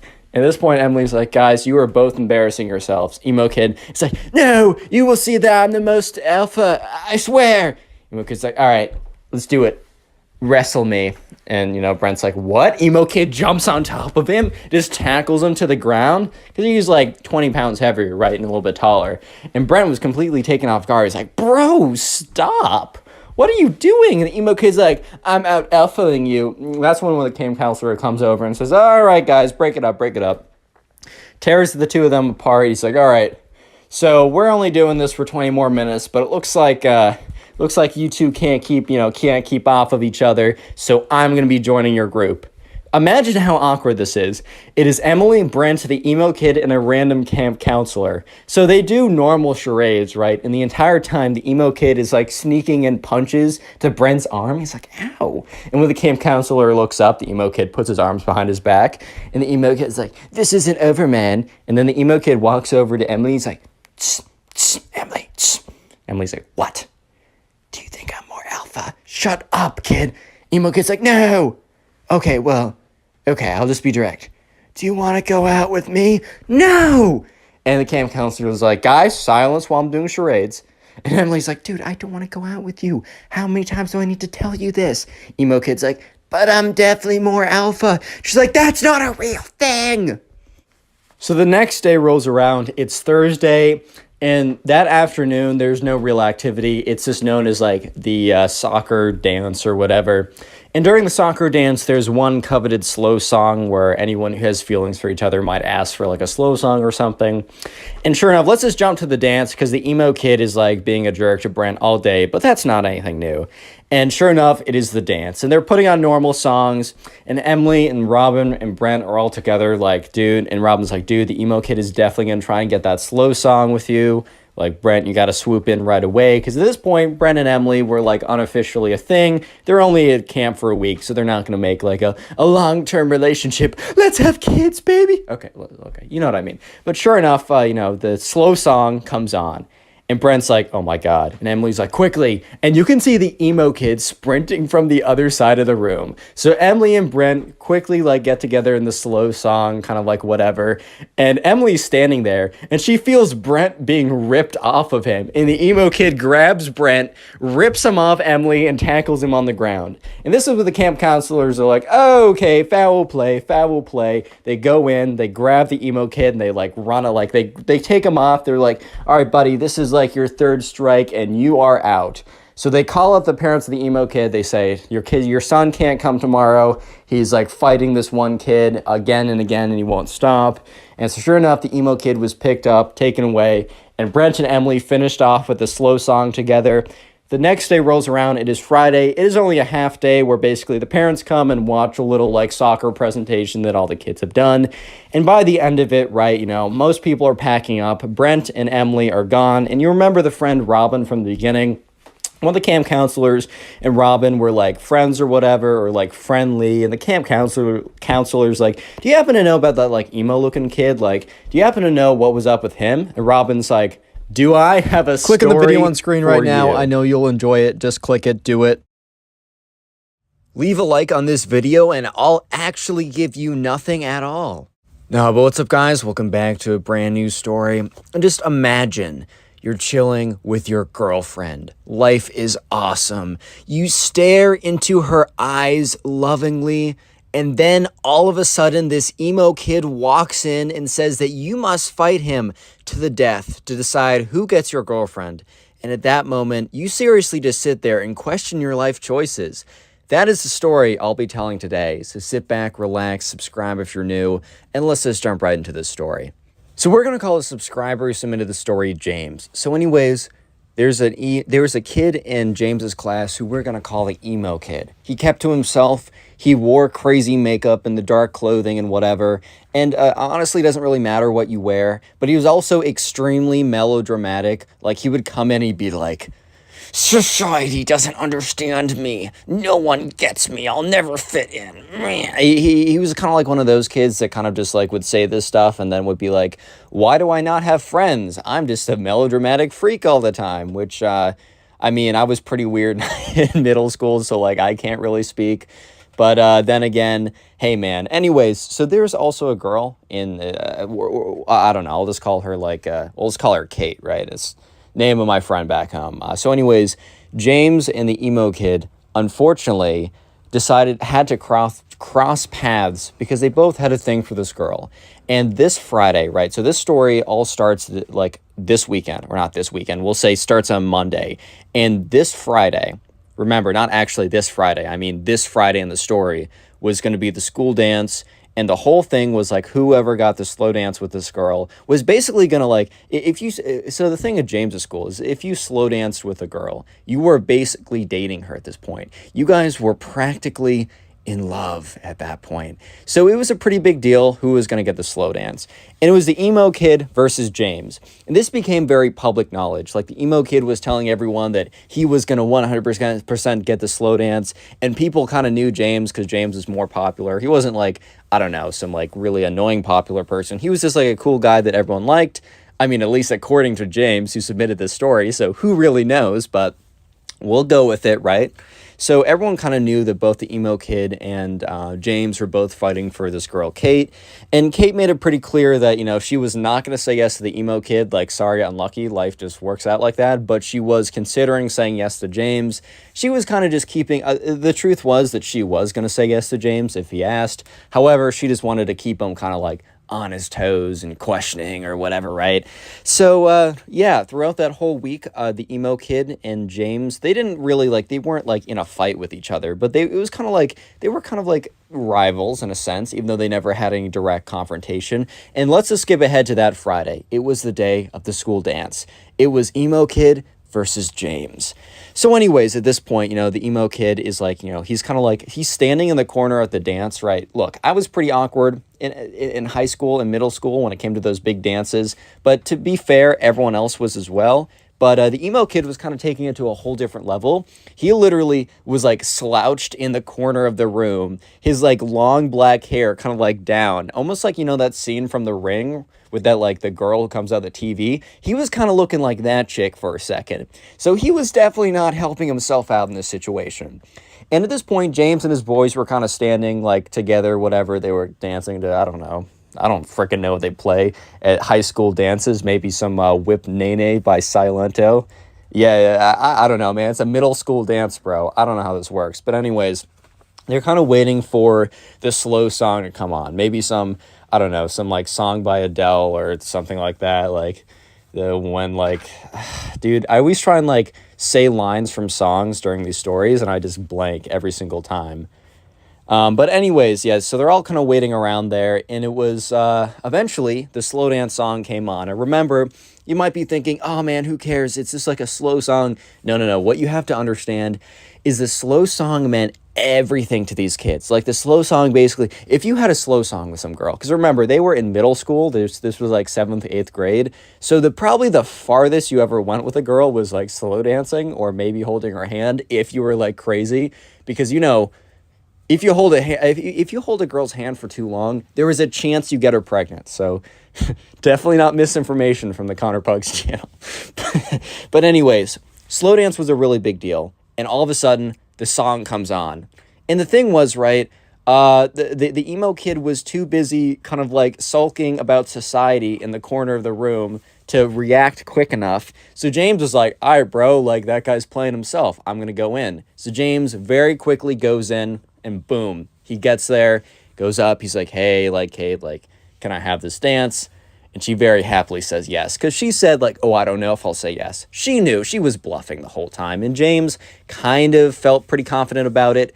And even though she said, I don't know, he was pretty confident because her friends were like, yeah, dude, she's totally bluffing. Like, I hate to expose my friend like that, but she definitely has a thing for you. You're chilling. You're in the green. So anyways, James goes in, he feels pretty good about the whole thing, but let me just say that the emo kid eventually looks up, and then he sees this, and the emo kid is not having it. So he does something pretty insane, so strap in and definitely prepare for the cringe. If you have your cringe seatbelt unbuckled, I'm actually going to fine you for your own safety. So yeah, go ahead and buckle that cringe seatbelt, because there was like a DJ station and there was like a guy who was like DJing, quote unquote, and there was like a microphone. So like the DJ could say like, hey, like 20 minutes till the dance is done, or get ready for this hype song or whatever. And other than that, he was really just a Spotify playlist. He just edited the Spotify playlist, right? However, the DJ let the Spotify playlist run on autoplay or whatever, and he went to the bathroom. So the emo kid ran up to like the spot or whatever. He grabs the microphone. He stops the music. First of all, he goes up to the Spotify, clicks pause on the music, and screams into the microphone, "Wait!" And everybody turns around. And they look at this kid. And they're all kind of like looking at this emo kid who's standing at the front of the room with like the microphone. He picks it up. He's like, Kate, no. So at this point, everyone's kind of looking at this kid like, oh my God, because they all knew that like he wanted to have the dance with Kate, but like James obviously got it. So they were like, that's tough, man. Like life sometimes doesn't work out the way you want it to. Like that's just unfortunate how that goes. However, he goes up there and he's like, he goes in the microphone, like he says, wait. And everyone turns around. The music is off. He's like, Kate, may I have this dance? And everyone's so confused because first of all, he turned off the slow song in the middle of the song. And also, she was already dancing with someone. And instead of just going up to her, he makes a massive scene in front of everyone, grabbing the microphone and screaming into it, saying like, will you have this dance? And the thing is, right, it's caused enough commotion that the guy, like the DJ that was hired, ran back. Because I think he was supposed to be there the whole time, but he needed to like rip a piss or something, so he needed to go. And he runs back over. He's like, give that back to me. He like snatches it out of the emo kid's hand. He's like, sorry for the interruption, guys. Turns the music back on, like starts like, not cursing out this kid, he's a middle schooler, but being like, dude, what do you think you're doing? You can't just like come up here and take this stuff. Like, if you do this again, I'm going to tell your teachers and you'll be in big trouble. Or, I don't know how much trouble a hired DJ can get you in, but the emo kid returns to his corner and literally just sits down, just slumps into the corner of the room, which James felt kind of bad. He felt a little bit bad because like James has definitely been in that position. I say that very kind of liberally because James has not actually been in a position where he grabs the microphone at the school dance, stops the music, and asks the girl out unsuccessfully. He hasn't specifically been there, but he's definitely been in a situation where it just hasn't gone his way. So he feels bad, man. Feels bad, man. You hate to see it. But anyways, James like continued on with the slow. He's not going to stop his life because this kid has an unlucky moment. Like, that's tough. So, while I will say there was kind of an awkward moment because while, like, James is, like, slow dancing with Kate, he kind of, like, turns around, like, they kind of, like, turn around so James is facing the emo kid, and he just looks up, and the emo kid is staring at him with, like, the creepiest, most stalkerish, most scariest stare he's ever seen, because the emo kid is slumped over, like, the girl from The Ring, right, and is just, like, staring right at him. His, like, long black hair, like, covering most of his face besides his eyes, and he's like slumped over too, like kind of like crouching over like an old guy with a cane or something but without a cane. And James is like, hey, do you mind if we turn like 45 degrees this way or 90 degrees this way? Thank you, that's much better. So he doesn't have to see him anymore. Or actually, let's do a whole 180. He didn't ask for a 180 because he didn't want like Kate to be making eye contact with him either. But yeah, so that was a bit of a tough situation. However, you might be thinking, well, at this point, reasonably, the emo kid must have realized that this just wasn't his day, and he must have just, like, given up, which he's already embarrassed himself. Like, he probably gave up after this point. And while that would be pretty fair for you to believe, that was unfortunately that was just not what happened, because the emo kid would continue. Let me just say that the emo kid thought that if he had a sword fight with James, that he would be able to win the honor of his lady. I'm not even kidding you. Real quick, if you made it this far into the video, comment emo down below. That'll be the secret word of the day. I will try and heart as many of those comments as I possibly can. And also, if you want to support the channel, the best possible thing you can do is just watch this video throughout the entirety of this video, and then afterwards, if you could watch some of my old videos, that helps more than you can ever imagine. Please go in the comment section and tell me how many of my old videos you've watched today or this week. I'll heart it and say thank you because it helps me out more than you can ever imagine. Anyways, let's go back to the story, because the emo kid is not done. In fact, he is far from being done. So what happened after the school dance? Like over the weekend, James actually met up with Kate. They went to like go get dinner together, and that's when they officially started dating, whatever that means in 8th grade, which means, oh my God, they're going to sit together at lunch. Oh my God, dude, that's crazy, right? But anyways, so James officially starts dating this girl. Word gets around really quickly, and eventually the emo kid I'm pretty sure at this point the emo kid would have known, but by his next actions, it's not super clear. So that Monday is the first kind of like lunch day that Kate and what's his name, James, are going to be having their first real at school lunch date, which is a pretty big deal for the 8th graders there. Obviously, it's not that big of a deal in general, but hey, man, let them have their fun. And so, yeah, he sits down, like he finds Kate, they sit down, and they're at a table by themselves. And like people are looking over and talking and be like, ooh, someone's dating, whatever, right? And however, James, Kate is facing away from the door, but James is facing the door. And James sees the door open up and he sees the emo kid walk in. And James is like, this is tough. Because James feels bad. He legitimately feels bad because, I mean, if the roles were reversed, he would feel bad like seeing the girl that he really liked a week ago sitting with the guy who was low-key his like enemy rival on a date. Like that would be tough to see. And James started to feel a little bit worried when the emo kid starts to approach him, right? Starts to approach him. And yeah, so the emo kid walks up to their table. And at this point, Kate also realizes that someone's walking up, so she turns around. And the emo kid walks up and doesn't look at James. He's not paying any attention to James. He's actually acting as if James doesn't even exist at this point.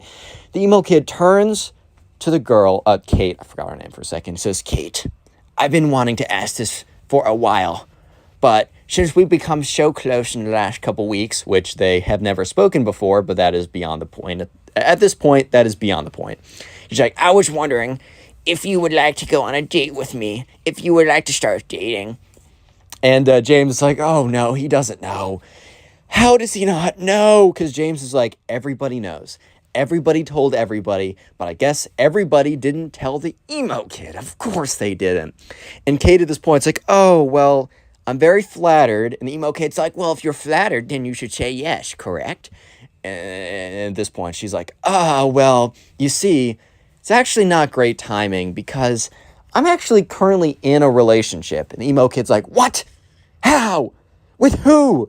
And James is like, oh my God, this is so awkward. He doesn't know. So James has kind of assumed that the emo kid didn't think anything of the fact that James got like the dance with her, which in all reality, the emo kid was kind of the one who had the most common sense in that situation, because just because someone dances with a girl once doesn't mean anything, right? But at this middle school, if you got the slow dance, you were basically in. You were locked in at this point, is what I'm trying to say.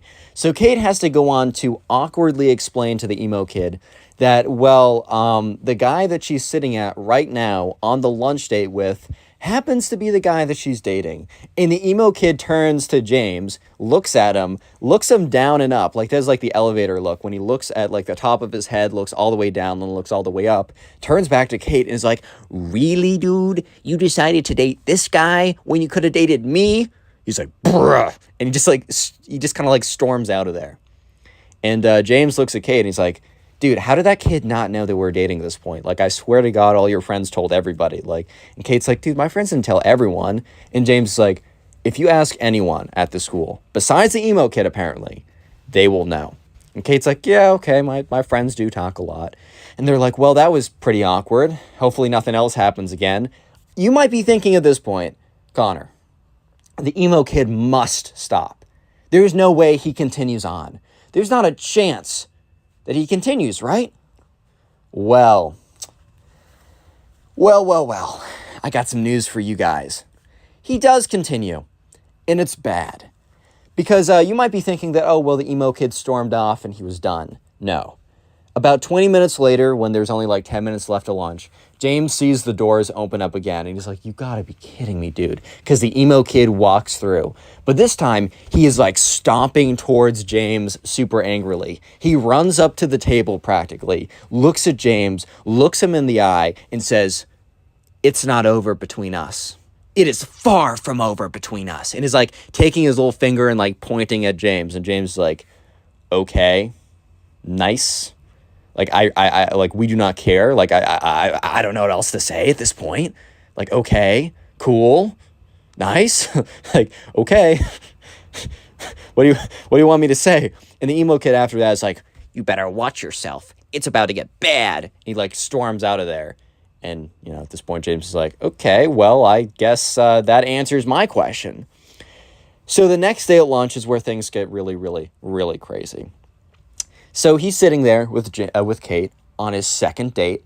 James is enjoying himself. He's having a good time with Kate. They're enjoying each other's presence. They're doing well. I mean, they're kind of clicking, so things might continue on, right? And that's when the emo kid walks in, and he's carrying like two sticks, like two pretty good sized sticks that he probably found in the backyard of the school. So in the backyard of the school, there's like a mini forest, nothing too crazy, but there's like a pretty big forest back there. And the emo kid must have gone back there and like found two decent sized sticks. He walks into the cafeteria with one stick in one hand and one stick in the other, and James is just looking at him. And he's like, he kind of says like to Kate, he's like, oh, okay, we got trouble. Kate turns around, looks at it, and it's just like, turns back around and is like, what? And James is like, yeah, I have no idea what's happening, but I guess we're about to see. So the emo kid walks up to the table, like kind of like waddles his way up. And he's like, you. And he like hands the stick to James. And James is like, I need a little explanation. What do you want me to do with this? Like, it's not super clear. The emo kid's like, you and I will have a sword battle, and whoever wins the sword battle will have will win the honor of your lady, and at this point, like, Kate's like, what? And James is like, dude, what are you saying? He's like, fight me to the death. The winner gets your girl. And James is like, no. And the emo kid's like, oh, so you're scared of me then? You know that you're gonna lose, and that's why you don't want to do it. And James is like, well, I'm not convinced I'm going to lose. I mean, I'm not an expert at random stick fighting or whatever, but at the same time, why would I want to even engage? Like, why would I even want to do it? And the emo kid's like, well, I mean, for the sake of your honor, bro, like, do you really want to be known as the guy who chickened out because he's a chicken? And James is like, well, I mean, I don't really care, but I also don't want to be known as the guy who went on, who during the dance last Friday grabbed the DJ's microphone and like stopped the music to like ask out a girl who was very clearly in the middle of dancing with someone else, and then come into school the next day super angry with a bunch of sticks and try and like fight some guy to get the girl that already obviously said no to him twice. At this point, the emo kid's like, so what you're saying is that you're too scared to fight me, and because you know you'll lose. James is like, dude, we're going in circles right now. I'm not fighting you. I'm not having a sword fight to the death. Like, okay, I'm just not doing that. At this point, the emo kid's like, fine. Well, you're about to see me in my final form, where I am the most powerful. And James is like, okay. Like, word. And then the emo kid reaches up to James and rips out like a strand of his hair. And James is like, dude, like, that hurt. Like, why would you do that? And the emo kid's like, I need that for my wizardly spells. And he like laughs really awkwardly and like shuffles out of there. And James turns to Kate. He's like, dude, like, what life choice did I make to get myself to this position? Like, what did I do wrong? Like, what choices did I make that got me here? And Kate's like, I don't know. Like, this is kind of tough. He's like, yes, why me? Like, why? Why? Like, you just came up to me with a bunch of sticks and says, I want to fight you, right? And then all of a sudden, he just, like, pulls a piece of hair. Like, what? Huh? Bro? I just don't know. I just don't know what to do at this point. And Kate's like, yeah, I don't know. But, like, I think eventually he'll just get bored of whatever he's doing and give up. So anyways, next day, it is lunch. Lunch once again. And James comes in, and he finds Kate. And he's almost like they sit down, and he's almost like, he's really stiff. He's, like, not talking that much. And Kate's like, are you good? Like, is everything okay? And James is like, dude, it's not you. It's just the emo. I just don't know what that kid's going to do today. Like, I'm not trying to lose any more hair. Like, that really hurt last night. Like, I was starting to bleed from my scalp where he pulled me. Like, that was ridiculous. And, Kate's like, yeah, that kid's pretty weird. Like, sorry you have to go through with that. And speak of the devil, dude. Because at that point, the emo kid walks in. And at this point, he has a backpack on. And he has a he has a smaller stick, and he has a stick in his hand, a smaller one, and a spirit Halloween wizard hat on. And James is like, you gotta be kidding me, bro. Like, you gotta be kidding me. And at this point, Kate's like, what? She turns around and she's like, oh my God. And the emo kid walks up and he's like, ha ha ha, like, this is where you made your mistake, James. This is where you made your last mistake. And he walks out and he sits next, and he like stands up next to them. He reaches into his backpack or whatever. He takes out a piece of chalk. He takes out a plastic bag that has a hair in it, presumably James's hair. And he also has like a candle set and a lighter. And he sits down on their he like sits down next to them, and so they had concrete floors in the lunchroom. So next to them, he draws like a pentagram, puts a bunch of like candles around like the pentagram, takes James's hair, puts it in the middle, lights all the candles. At this point, like this is taking like 2 minutes to do. Kate and James are just sitting there looking at him, completely aghast. Like, what is this kid? What is this kid on?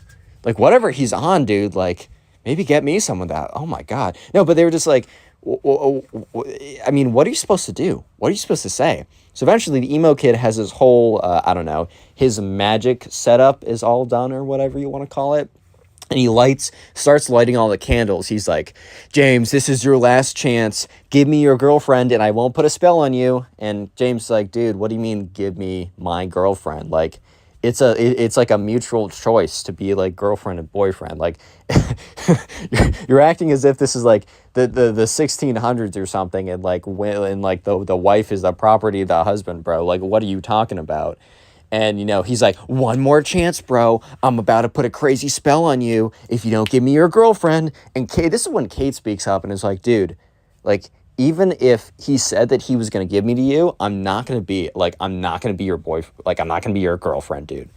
And the emo kid's like, well, I'm going to put a spell on you too, dude, if you don't become my, he literally threatens Kate and he's like, oh, if you don't become my girlfriend, I'm going to put a spell on you as well, which, okay, I might not be the smoothest individual. I might not be, I don't know, the one that has the greatest pickup lines of all time.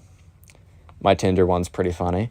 I did steal it from my friend, but maybe I'll 5,000 likes and I'll reveal it because it's pretty funny, but it's also a little embarrassing. But here's one thing I do know. There's a very decent chance that if you threaten to cast a spell on a woman if she doesn't become your girlfriend, she's probably, not 100%, but probably not gonna become your girlfriend. I know I might be going out on a crazy limb right now, and you guys might completely disagree, and maybe you found your wife of 10 years who loves you very much from threatening her with magical spells. I just don't think that's a great way to do it. So eventually the emo kid finishes up, and then he lights the hair in the middle, and then he takes his magic wand, waves it around, and just starts saying a bunch of nonsense. And at this point, half the entire cafeteria is just like looking. They've almost like circled around it like it was a school fight or something. They've circled around it and they're just like, what the frick, bro? Like, oh my God, like what's going on right now?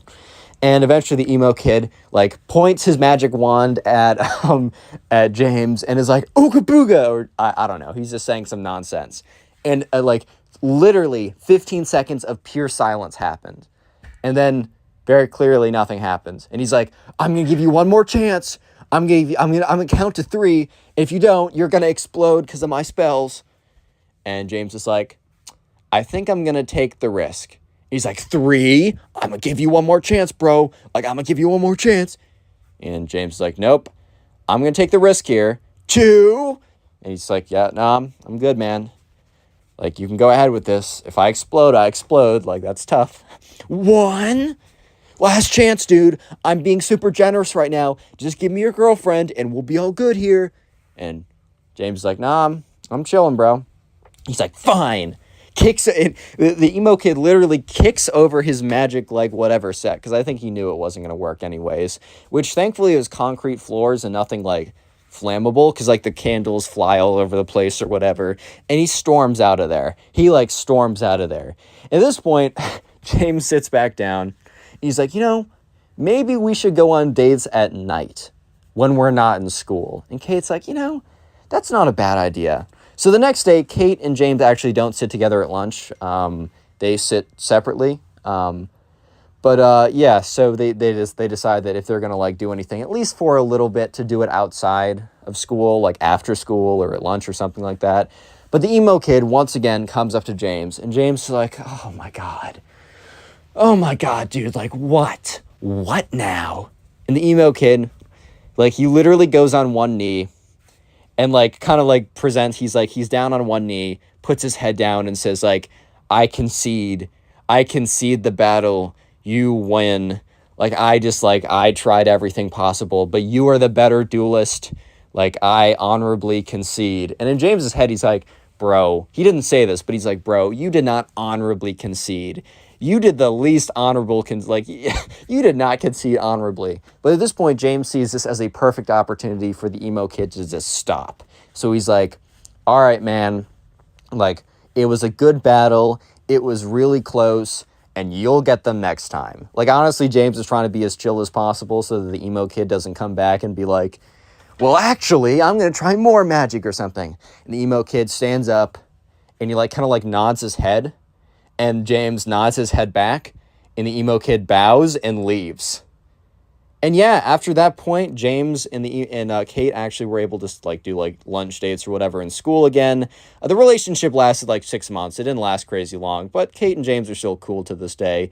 And the emo kid never Click on the bothered video them on after screen this right point. now. I know you'll enjoy it. Just click it. Do it.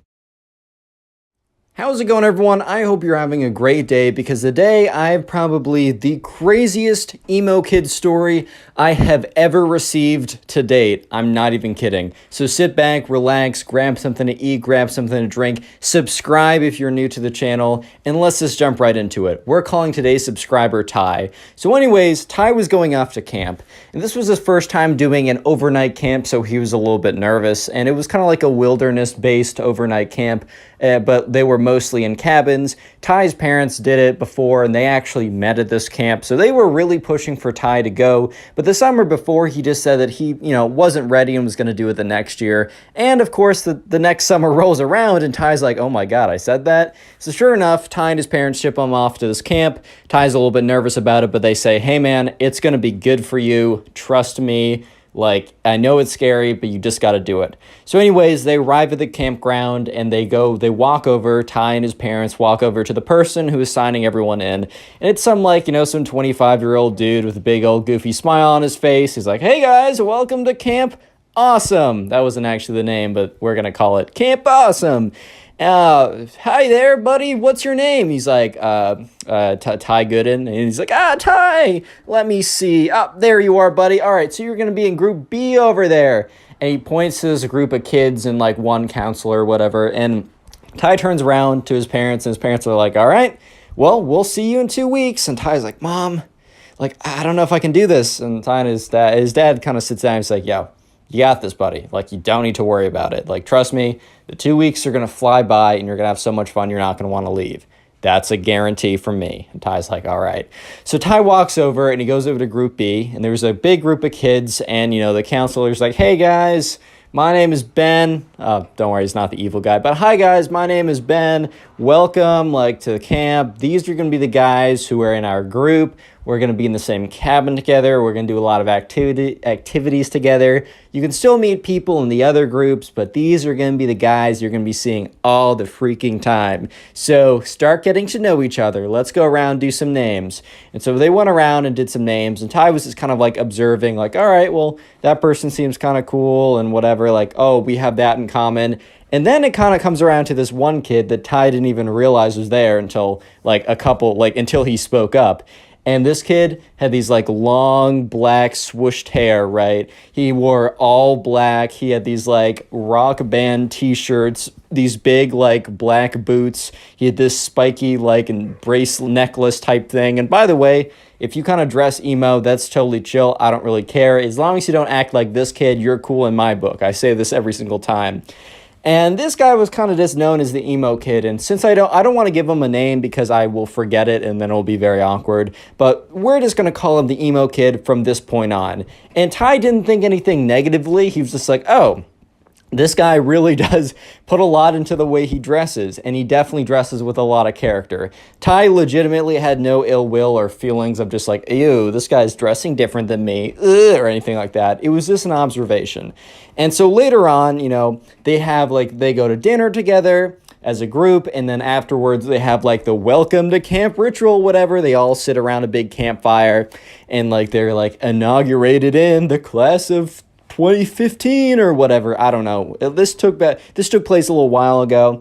But anyways, right, it's finally time for them to go back to their cabins to figure out which bunks they want, etc. like that. So anyways, right, they get back there and they're just the counselor dude who is their group B counselor, right, who's also sleeping in the cabins with them.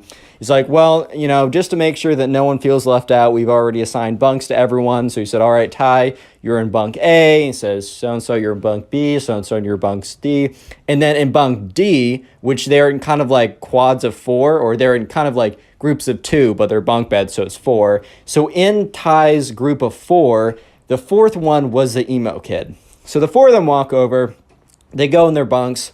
The camp counselor says, yo, if you really want, you can talk to your bunkie about being top or bottom. Doesn't really matter. Lol. Doesn't really matter. And so sure enough, Ty and his bunk they didn't really care. Ty was on the bottom. He didn't really care. But anyways, flip over to the emo kid. And the emo kid is with this guy, and we're going to call this guy Benjamin. He's a throwaway name, but Benjamin was his bunk. And, the Benjamin is like, hey, do you mind if I have the top? And the emo kid is like, no, I must have the top. I must keep watch at night. And everyone just kind of went silent in that group of 3. They're like, or group of 4. They're kind of like, and Benjamin's like, all right, man, that's fine. Bottom bunk's cool with me. He's like, good. You've made a good choice, because I will watch over us at night. I have spoken. And everyone's like, okay. A lot of character in this guy.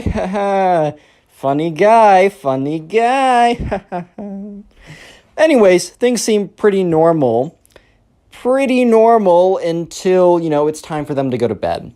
So anyways, they go and they brush their teeth, and then they get into bed, and the camp counselor guy comes around and is like, all right, group B, section A, or whatever you want me to call you guys. Let's call you the A squad. Yeah, we're going to have a lot of fun in the next 2 weeks. Just make sure no leaving the camp or no leaving the cabin overnight. Make sure that, you follow any rules that, we ask you to. Be nice and, fair to everyone, and just, have fun. Anyways, good night, guys. And he walks out of there. And so, the lights are turned off, and Ty in his top bunk, and also Benjamin across from him, they were talking for a little bit. And the emo kid didn't really join in. He was just sitting cross-legged, but kind of sitting very stiffly. So he was very much not going to bed. And eventually they were like, all right, I'm tired. Good night. And they all kind of go to sleep at that point. And about 20 minutes later, Ty has not fallen asleep because he's still feeling a little weird. He's in a new environment. It's dark or whatever. He's a little bit scared. He's a young kid, whatever. He hears rustling, right? And that's when he hears steps, right? And he realizes that the steps are coming from across from him, and it's coming from the top bunk across from him, meaning the emo kid, is starting to walk down the bunks. He's like, all right, well, there's nothing too weird with that. And that's when he hears, because there's a door next to their cabin, so there's multiple exits from the cabin. He hears the door open, and he watches as the emo kid walks out.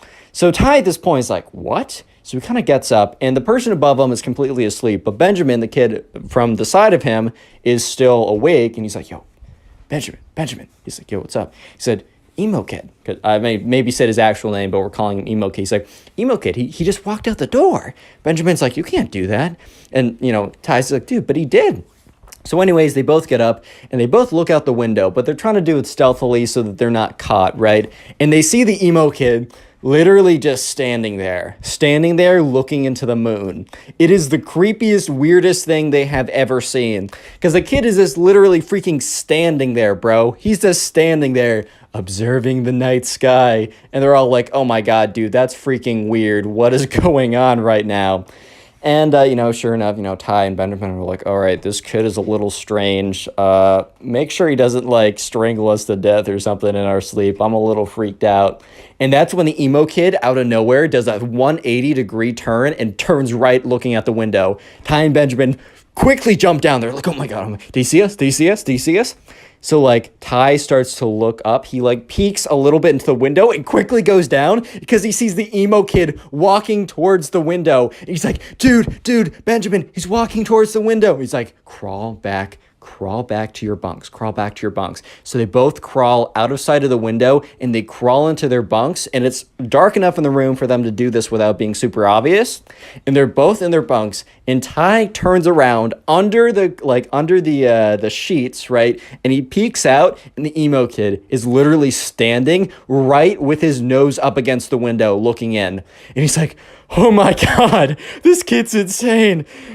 Anyways, emo kid walks back in quietly, goes up the stairs again, and sits in the bed and supposedly goes to sleep. Ty doesn't fall asleep for like another hour afterwards, but eventually he opens his eyes to the camp counselor being like, Ty, come on. We're going to be late. And Ty's like, oh my God. And everyone else is like, yeah, you slept in, man. Actually, everyone in this bunk besides emo kid slept in. And that was because everyone was so freaked out that they couldn't go back to sleep. But anyways, first day activities. They go outside, and during the day, they don't totally have to stick with their group. They're actually assigned to random groups. However, a lot of people in the random group will be from their group because they're just trying to make friends within the group. So, and they also go to meals together, so like lunch or dinner or whatever is together. And so anyways, the first activity of the day is not with the emo kid. It is actually like kayak/canoe or whatever, either or, one of those two. And, Ty has a lot of fun. And they go back to dinner or lunch, They go to lunch as a group together. And Ty's, talking about what he was doing. And the counselor kind of went around the table and was like, oh, so Ty, what did you do? And Ty explains. Oh, so Benjamin, what did you do? Benjamin explains. Oh, so emo kid, what did you do? And he was like, I prayed to the overlord. And they're like, oh, haha, I don't remember that being an activity. Emo kid's like, it's not. It's necessary. And he's like, okay. Anyways, guys, so I'm going to read off the people in your next activity because the way it worked was at meals. So at breakfast, the camp counselor read off what group everyone else was in for activities. And then at lunch, the camp counselor read off what people would be in for the afternoon activities. And so the camp counselor was like, oh, so Ty, Benjamin, and emo kid, you're all going to be in the group 7 or whatever. And that happened to be like something with like wood tool making or something kind of cool like that. So anyways, after lunch, they all head in that direction. And Ty and Benjamin are like walking together. However, the emo kid, it's not like they were walking away from him, but the emo kid intentionally stands or walks 10 feet behind them, never breaking the distance. Like, they always have 10 feet between them, and the emo kid never breaks it. And he kind of walks weird. He walks very stiffly, yet he's kind of like propped forward at a 30-degree angle. His arms shoot straight down, and he kind of waddles a little bit like a penguin. But it's very intimidating and very weird. And Benjamin kind of whispers like, Ben, I can feel his eyes in the back of my head. Or not Ben, but Ty, I can feel his eyes in the back of my head. Ty's like, dude, Benjamin, I know. So anyways, they get there. And the camp counselor dude is like, hey guys, welcome to woodworking. It's going to be a lot of fun. You can make whatever tools or whatever you want.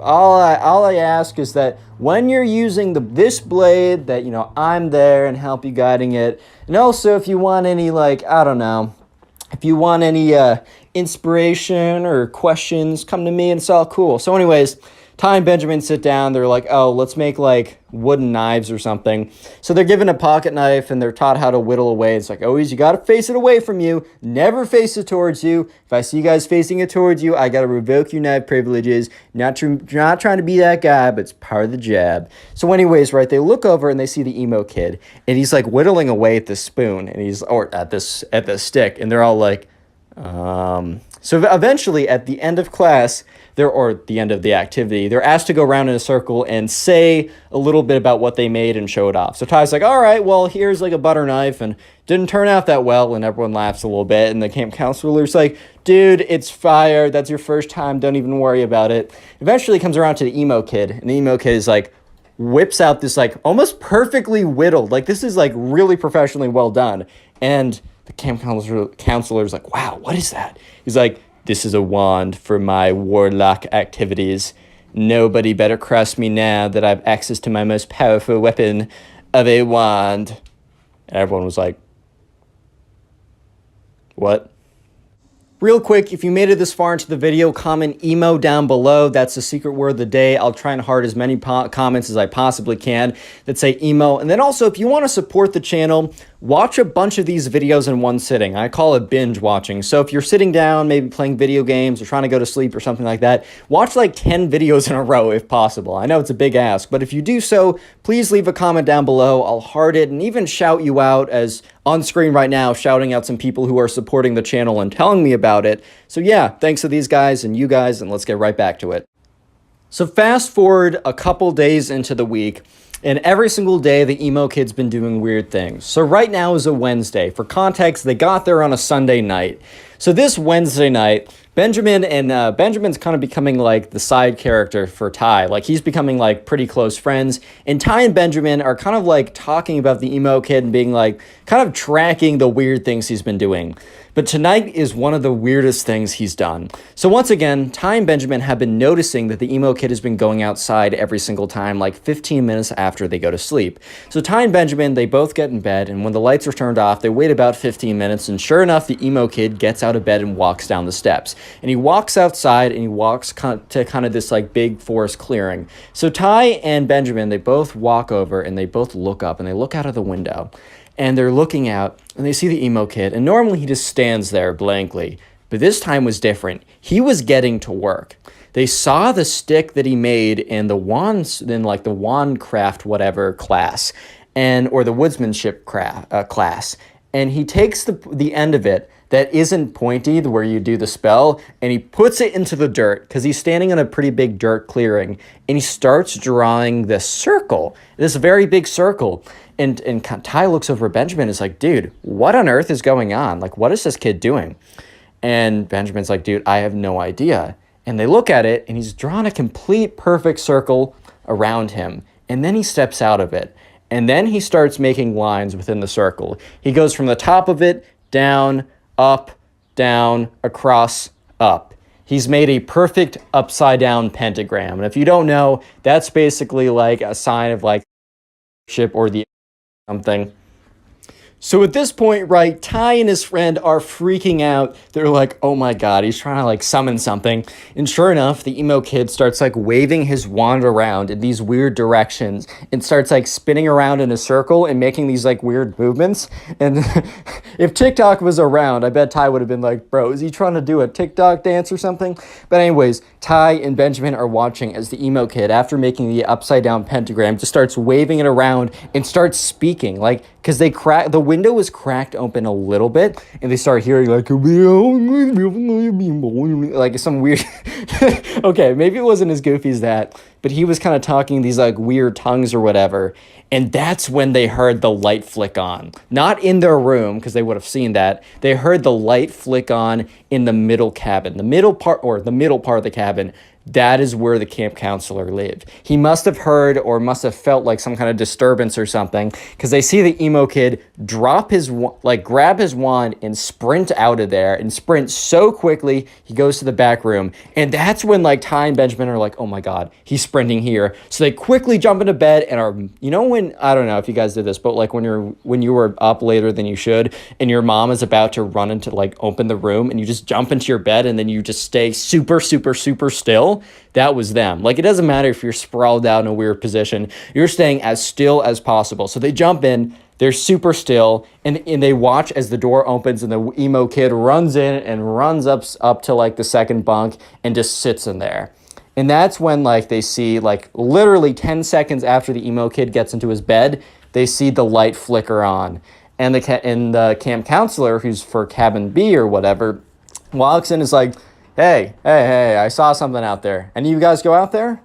And like, everyone's pretending to be like, what? Like they just woke up. The emo kid is really pretending to be like, what? I don't know what's going on, bro. And obviously Ty and Benjamin, they're trying to like pretend like they weren't up watching the whole thing. And the kid on the very top of like Ty just is still completely asleep. So counselor's like, all right, whatever. He's like, all right, well, remember, it's a punishable offense if you guys leave the cabin during night. Like, you will be forced to go back home, and you don't want to miss the fun retreat we're doing this weekend. And they're all like, all right. They're like, yeah, it wasn't us. I don't know what it is. And that's when the camp counselor's like, what? And he looks outside the window, and that's when he sees it. He's like, stay here. And he goes outside, and they all watch as he walks outside, and he sees like the upside down pentagram like drawn into the circle or whatever, drawn into the dirt. And he's just looking at it. And he takes out like his iPhone 4, because it was like 2015 or whatever. And he takes a photo of it with like flash, takes another photo, steps back, takes another photo, and everyone else pretends to be asleep as they go back in. Next day rolls around, and they're walking to their first activity from breakfast. And Ty and Benjamin happen to be in the same group. And Ty's like, dude, the emo kid's insane. Like, that was ridiculous last night. And Benjamin's like, I've never been more freaked out besides the first night, bro. Like, this kid's insane.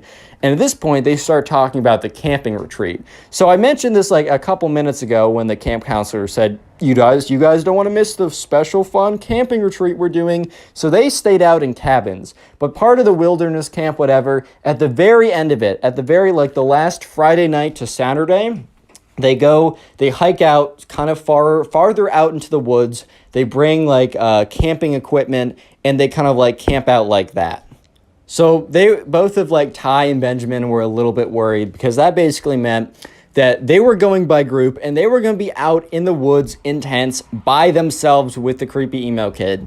So anyways, let's just fast forward to that day.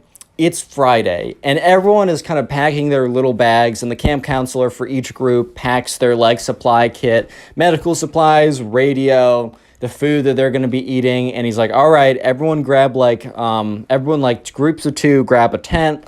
And so sure enough, people pair up, and Benjamin and Ty are together, and they grab this tent, and they start walking over to the campsite.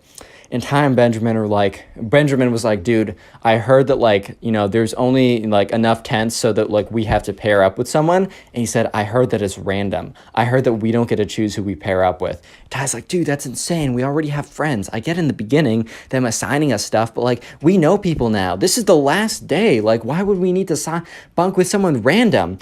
And Benjamin's like, dude, I don't know if that's true. That's just what I heard. So eventually they get to the campsite. Anyways, so they get to the campsite, right? And, they set up their kind of like, they sit around a bunch of logs. So they like light a little fire, and they have like baked beans in a can or something. Then they also go out and they kind of like clear the land to put down the tents. They all set up a bunch of tents in the group of 2 that they carried it over in. And Ty at this point is thinking, all right, we're good, because I'm going to be with Benjamin, because, we're in groups of 2 already. Why would they need to reassign us groups? And so once again, they were asked back to the campsite, or not the original campsite, but the little campfire they made. It's getting kind of late, and the camp counselor's like, all right, guys, time for me to assign you your bunk mates or your camp tent mates. And Ty in his head is like, no.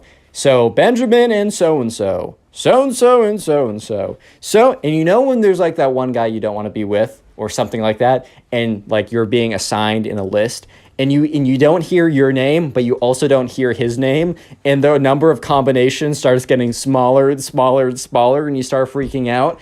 Well, this is what was happening to Ty, until he realized that he was doomed before, the words were even said, because the camp counselor went through the entire list, but he didn't say Ty's name or the emo kid's name. And that's when the camp counselor said, Ty and the emo kid. Obviously said his real name, but you know what I mean. And Ty was just like, oh, I'm not going to make it tonight. I'm not going to survive. I better write some letters to my mom saying I love you, because I'm not making it tonight. Oh my God. And Benjamin is just staring at him and afterwards walks up to him and says, hey, if you need help, we got to come up with some kind of signal. So Ty's like, okay, I'm going to I don't, like, I'm just going to run out of there, and I'm going to run over, like, no signals, no nothing. I'm running over to your campsite if anything happens.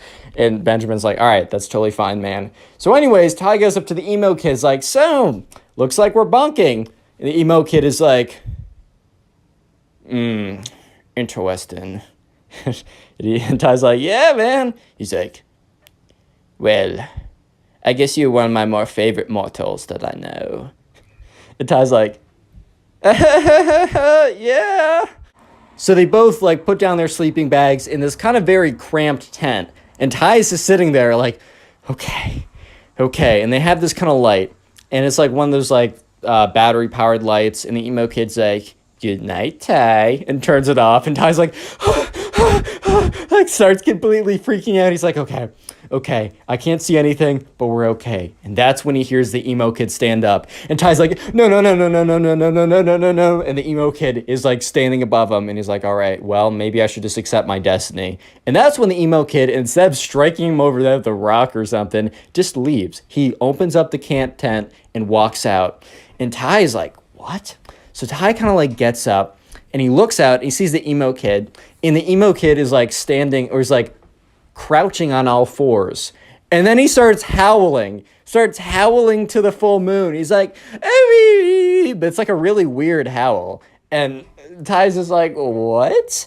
And that's when he hears the kind of like the camp counselor who's with us be like, hey, who's that? You're not allowed to be outside your campsite. And you just see the emo kid go, oh, and just sprints towards the tent. So Ty jumps back into his bed, and the emo kid, who's not very coordinated apparently, instead of like jumping through the wind, like the open flap, jumps right through the tent. So breaks right through the tarp of the tent, cracks the entire thing. The entire thing comes collapsing down.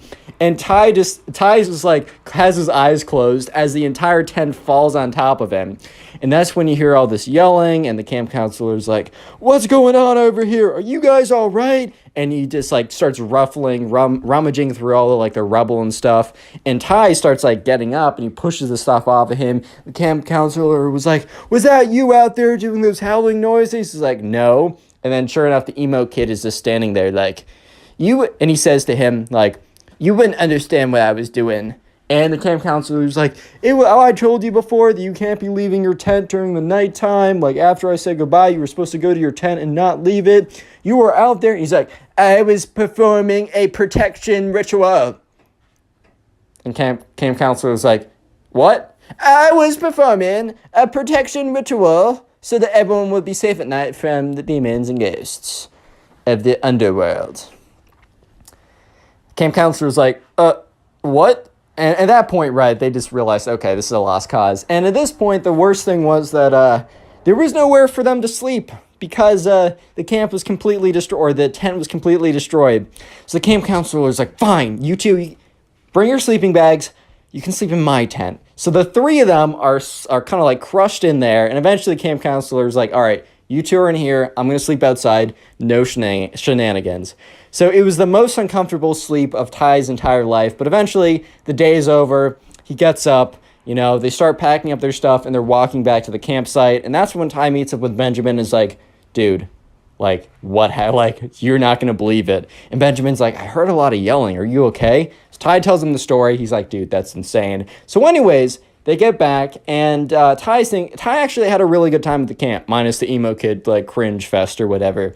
Eventually, Ty's parents come to pick him up, and Ty's mom's like, man, you gotta tell me all about it. Like, how was it? Ty's like, it was really good, but it's quite a story.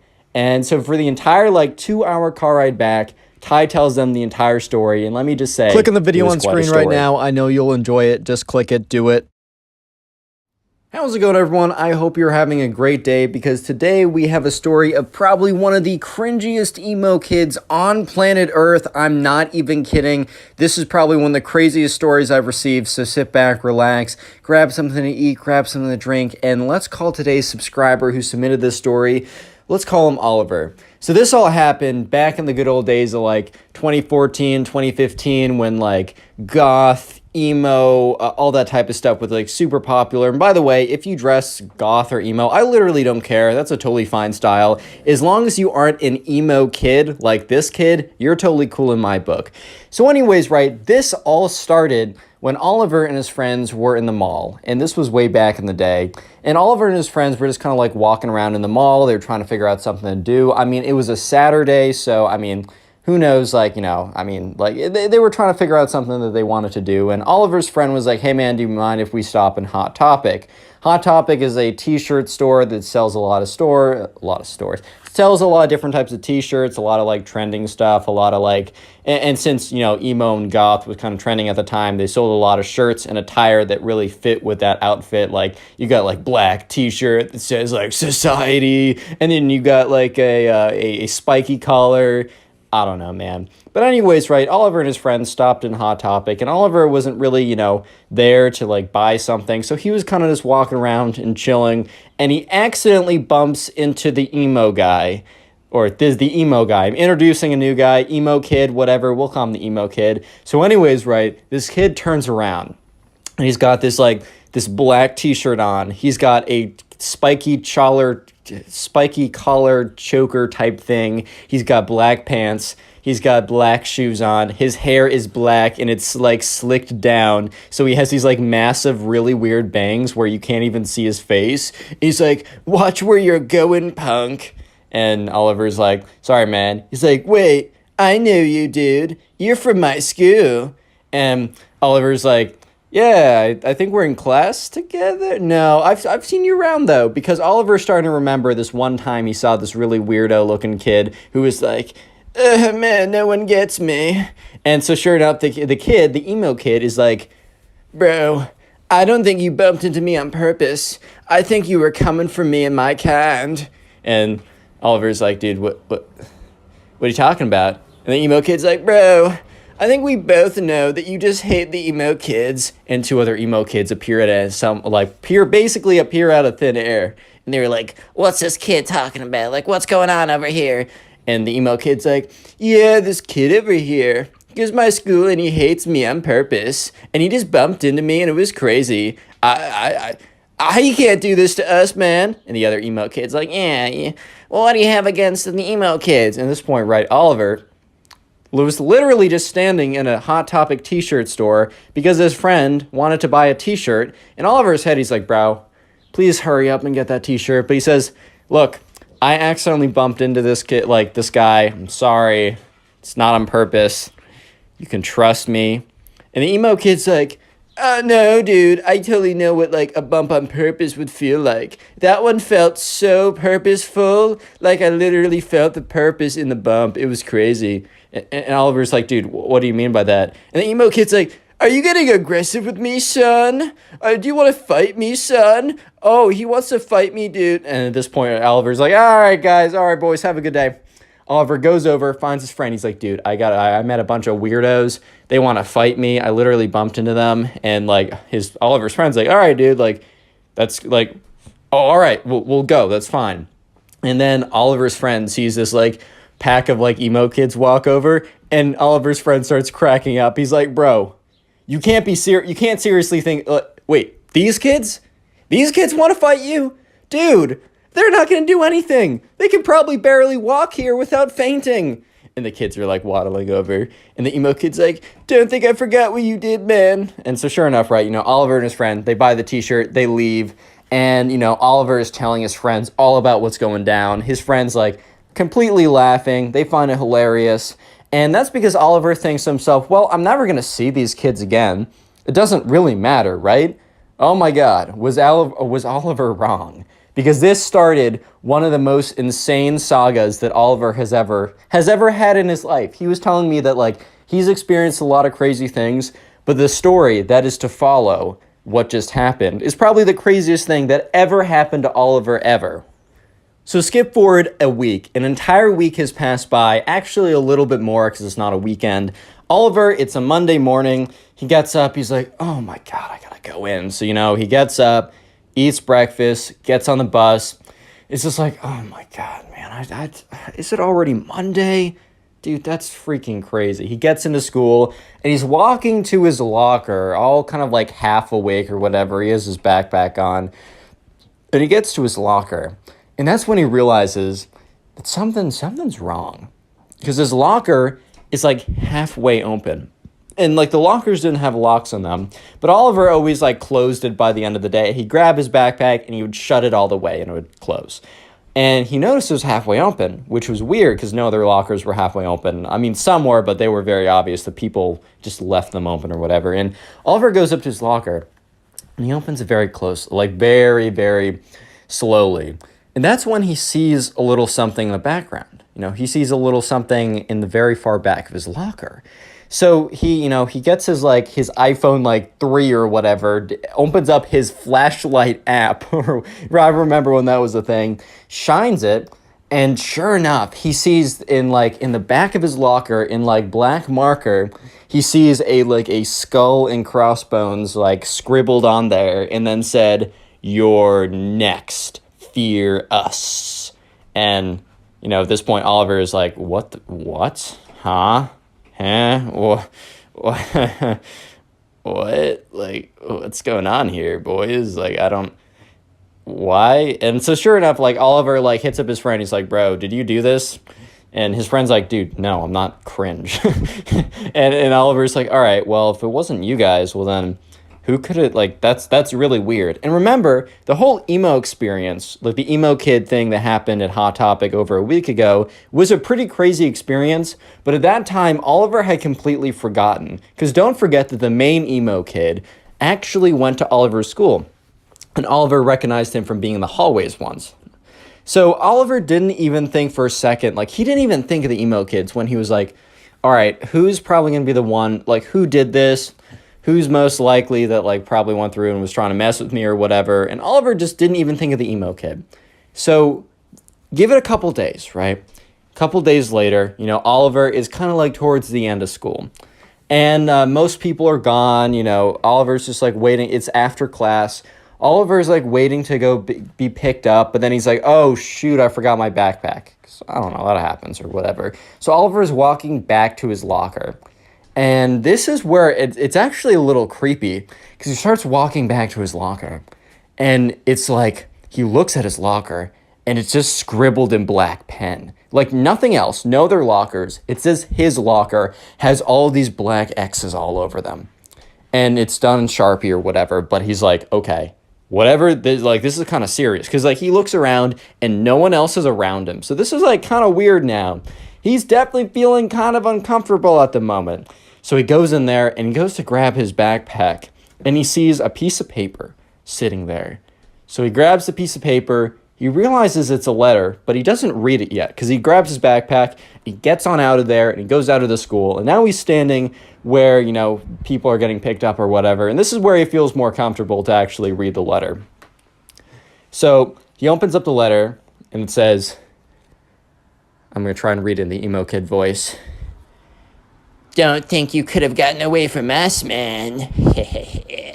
The emo kids have not forgotten your sins, and you shall pay for them. Next time, don't mess with the popular loners ever again." And then it had this weird raven at the bottom, and apparently that was the emo guild crest or whatever, dude. I don't know. But at this point, Oliver's like, oh my God, it's the freaking emo kid that I bumped into at the Hot Topic. That's the kid behind all this or whatever. So he's like, all right, I'm just going to, next time I see him, I'm just going to tell him to leave me alone, and I'm just going to scare him. He's full of nothing, right? He's full of nothing. And so sure enough, the next day rolls around and he gets on the bus, and once again, Oliver isn't even really thinking about the weird stuff going on, but he gets on the bus and he's half awake. And he's looking, you know how you walk down the bus and you can see all the people sitting in the seats? He looks in the way back and he's stops for a second, because he sees something that's very reckoned that he remembers.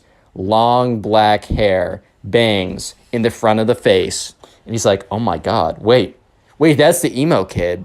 And all of a sudden he hears from the back of the bus, "Well, hello there, Oliver. Why don't you sit next to me?" And Oliver's like, how does he know my name? whatever. And Oliver's like, all right, well, this is going to be actually a great opportunity for me to sit down and kind of like scare this kid and tell him to like basically to piss off, right? So Oliver gets to the back of the bus and he sees the emo kid and he sits there. He's like, dude, I don't know what's up with you, but why do you keep doing weird things to my locker? And he says, and the emo kid's like, so you've noticed that the emo guild has noticed your presence and has decided that you are mortal enemy number one. And Oliver's like, what? The emo kid's like, so you must not know about the emo guild. Well, someone so ignorant as you probably would have known that anyways. But anyways, the emo guild is the guild of all the emos in our area. They get together, and since everyone's a hater and part of society, we've decided to guild together and join our forces. And if anyone strikes one of us, we will all combine and strike them down 20 times as hard. And Oliver's like, all right, man, well, you struck pretty hard with the locker. Scared me, got me good. And the emo kid's like, nice try, Oliver, if that even is your real name. Oliver's like, yes, that's my birth name. And he's like, whatever, you don't even know what's coming next. Real quick, if you made it this far into the video and are busy doing something, comment emo down below. I'll try and heart as many comments to say that. Then also, if you want to support the channel, binge watch these videos while you're doing something, and let me know in the comment section down below what you're doing while binge watching these videos. Binging the video supports the channel so much, and I appreciate it. And also, I'll be shouting out random people who tell me how they're supporting the channel, like these people on screen right now. Thank you. Let's get back to the story. So eventually the bus gets to the bus stop where the school is. Oliver gets up and the emo kid's like, wait, you must know that you are facing off against the emo clan and you will not have any idea of what's coming. And Oliver's like, all right, can I at least get your name so I can know who I'm facing off against? Fine, I guess that is only what a respectable duelist would do anyways, so fair. I am Sir Ben, the great wizard archduke nemesis Leonardo DiCaprio III. And Oliver's like, so your name's Ben? Yes, whatever, that is my mortal name. And Oliver's like, okay, Ben. It is Ben! And he's like, all right, I don't need to hear it. Fine. Okay. Bye. So Oliver walks away and it's like, all right. Oliver's thinking on this. He's like, you know what? These kids are weird and they have way too much time on their hands. So I don't really want to see what like weird concoction of weird stuff they decide to put in my locker or whatever they decide to do. I don't want to see it. So you know what? I'm going to strike back.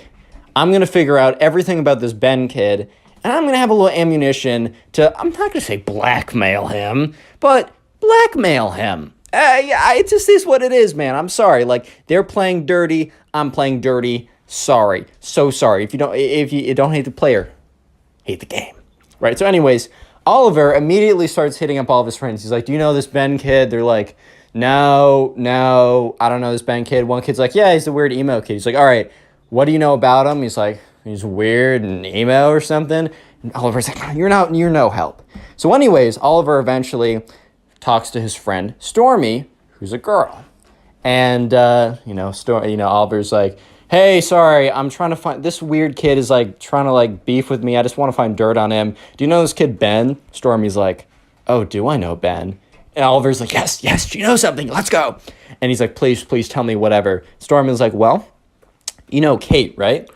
And Ben's like, no, not Ben, sorry. Oliver's like, yeah, I know Kate. So Ben, the emo kid guy that's like being weird with you, is what Stormy's saying, has a massive crush on Kate. And Kate knows it. And, Kate hasn't necessarily said no to him yet because he hasn't made any advances.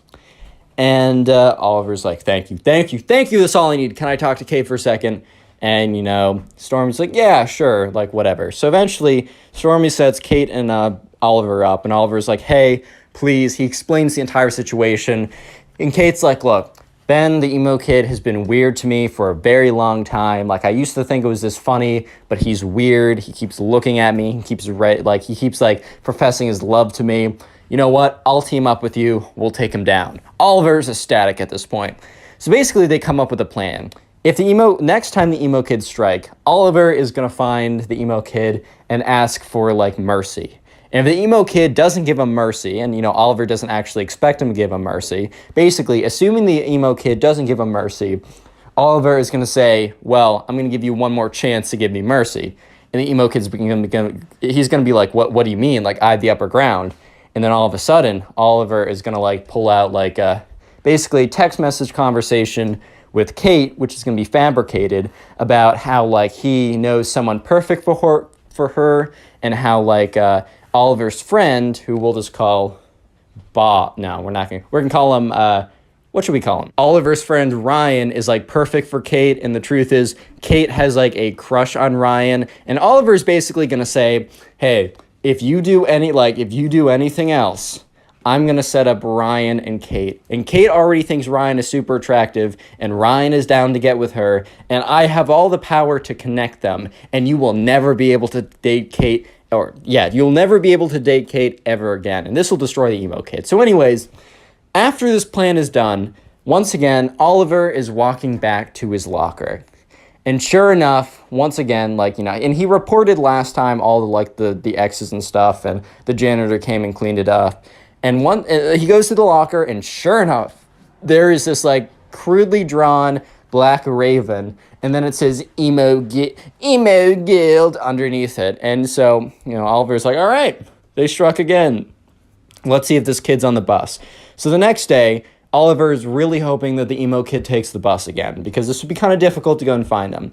But sure enough, the emo kid is sitting in the back with his, like, weird, super long hair that's, like, covering his entire face. He's wearing, like, he has this, like, robe today, this, like, black cape or whatever or something. He's sitting there, and he's like, Oliver, do you want to sit next to me and... because I don't know if you've seen your locker yesterday, but it has a little, I don't know, it has a little something on it. And Oliver's like, yes, Ben, I know. I was wondering if we could talk about, maybe a surrender, my surrender. And the emo kid's like, I knew it. I knew you were weak. I knew you were sad. But no, I will not show you mercy. I will just not do it. It's not in the way of the emo guild, because you're a part of society. Freak society, bro. And Oliver's like, look, Ben, I'm going to give you one more chance to reconsider. And the emo kid's like, what? Give me a chance to reconsider? You're asking me for my forgiveness. I will not reconsider anything. And Oliver's like, fine. I know about Kate. And the emo kid's like, what? You know about my love? I can barely keep a straight face doing this. Anyways, emo kid's like, you know about my love? And Oliver's like, yes. In fact, I know more than that. You know Kate, right? Well, I have a friend, Ryan. He's a good-looking man. And I was talking to Kate, and I was talking to her about Ryan. And I just asked her, what she thought. And Kate confessed to me that she really thinks Ryan is so attractive. And you know who's my best friend? Ryan. You know who Ryan finds attractive? Kate. And with a snap of my fingers, Mr. Emo Man, I could set the two of them up. And you will never have a chance to date her for the rest of high school or middle school. Or I don't care, right? For the rest of high school. And I mean, it's not like that Ben, the emo kid, was going to date her anyways. But the emo kid was like, no! No! What do you want, you cruel beast? You cruel monster. I don't know why you put my love up like that. You can have whatever you want. You can have my riches. You can have my gold. You can have my Twilight limited edition series book signed by the author himself. You can have anything of mine. And Oliver's like, dude, I just want you and your weirdo friends to stop. Emo kid's like, the emo guild is not gonna like this. They'll know that I have a weakness and I might be kicked out of the emo guild. No. And Oliver's like, all right, well, if they're not going to stop, if your buddies aren't going to stop, you and your weirdos aren't going to stop harassing me, well then, you know what? Kate and my friend Ryan are going to be sitting in a tree. Emo kid's like, no, don't say it. Don't say it. K-I-S. No. S-I-N. No. G. No. Fine. Oliver, you cruel monster. You can have whatever you want then. Fine. Well, fine. We'll do it. No, nothing more will happen. I'll tell the emo guild that that you surrendered to me and I was merciful because that's part of the emo guild. And Oliver's like, didn't you say that was the opposite? It doesn't matter, Oliver. I'm trying to work with you, idiot. And Oliver's like, okay, you know what? If this is true, Kate and Ryan, they're not going to be like that. But just so you know, if you or one of your little emo friends do anything to me, anything, Kate and Ryan are a thing. Emo kid's like, fine, you drive a hard bargain. I'll call off the attacks. And from that point on, Oliver has never received another emo style, I don't even know if you could call it an attack, but he never received weird stuff in his locker or weird carvings of the emo guild or anything like that. And he lived happily ever after. Click on the video on screen right now. I know you'll enjoy it. Just click it, do it. Today I got a story time for you guys about probably one of the weirdest, strangest emo kids to ever exist. So yeah, I don't know, get something to eat, get comfortable, subscribe if you're new, and let's call today's subscriber who submitted the story, let's call her Claire. So this takes place during Claire's class, right? During school, she was in class, and there's this boy that Claire was talking to, and she kind of liked him, right? Hey man, it happens, life happens. Let's call this guy Ben, because I'm not creative, man. There's also another girl in Claire's class, and we're just gonna call her the emo girl. And Claire didn't know this at the time, but she really did know this.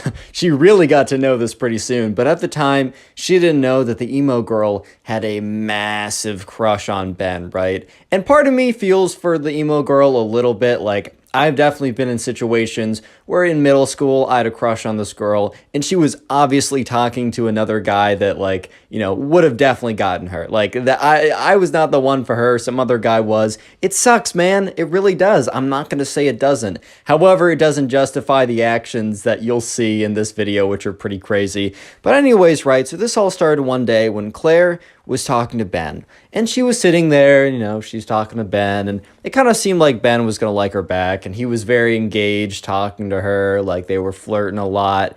And this is when, Claire, kind of spaced out a little bit. When you're looking at someone and then you kind of space out a little bit and you look at all the stuff behind them when your focus of vision kind of changes and shifts. So she kind of spaced out a little bit and looked behind Ben, and she very briefly made eye contact with this emo girl in her class. If you dress emo, this video is not against you. I think the style is totally fine and I like you either way. As long as you don't act like this emo girl, then you're totally fine. So basically, right, this girl had super long dyed black hair. She was a natural, a brunette a year ago, but then she dyed it all black. She wears all these goth skull rings or whatever, and it's kind of the style, you know what I mean. And sure enough, this emo girl that Claire doesn't really talk to just because they were never really friends is just staring into the pits of her souls, dude. The pits of her souls, staring into I don't know what I'm trying to say. They were just deeply staring at her, very, very kind of angrily. And Claire quickly breaks eye contact because I don't know, man, she's not trying to she's just I'm not engaging with this. Let's hope that's a coincidence. Claire completely forgets about that and goes back to talking with Ben, right? And so sure enough, she's talking to Ben. She's flirting, whatever, right? Insert flirtatious conversation. And by the end of the conversation, the bell rings or whatever, and Claire leaves to go to either recess, lunch, another class. I don't know specifically what, but whatever it was, she leaves to go and do it. And the emo girl quickly follows behind her. The emo girl was kind of far behind her in class, so the emo girl is speed walking towards her. And Claire is kind of thinking, oh boy, I guess that eye contact earlier today was not an accident. It was not a mistake. You know how you sometimes I know I'll do this. I'll space out and not even pay attention and then realize I've been staring at someone for 5 minutes. And I'm just oh my God, I'm so sorry. I swear I'm just zoning out. And Claire was kind of hoping that the emo girl just happened to be accidentally staring into her soul through her pupils. But yeah, it was not an accident because the emo girl walks up to her, is hey, we gotta talk. And Claire's okay. And the emo girl is I don't know if you know this, but Ben is mine. He is my boyfriend, and I don't want to see you start talking to him. And Claire is really taken aback because at first she's oh, wait, is Ben dating someone? I've talked to all my friends, and I'm pretty sure, because Claire made sure beforehand that, Ben wasn't dating anyone, so she could kind of like show that she was interested and not get rejected or whatever. And she was pretty sure that he wasn't dating anyone, and also if he was to date someone, Claire didn't really think that the emo girl was his type, but she was like, oh, so you're dating him? And the emo girl is like, well, not yet. But he's mine! Don't question my authority on this matter. You will suffer the consequences if you want to steal my boyfriend away from me. And Claire's just like, what do you mean your boyfriend? So you guys are dating or aren't dating? She's like, well, not yet, but like super soon. Like it's totally happening. And the thing is, Claire, you're just getting in the way of this. You're getting in the way of what is meant to be. I was performing a spell last night, and in my cauldron, I got the spirits told me that Ben and I are meant to be together. And if you want to get in the way of spirits and magic, well then, by all means, go ahead and curse yourself. But I'm just letting you know that if you get in between Ben and I becoming boyfriend and girlfriend and soon to be husband and wife forever, then you will regret it. And the emo girl kind of hunches over and shuffles away.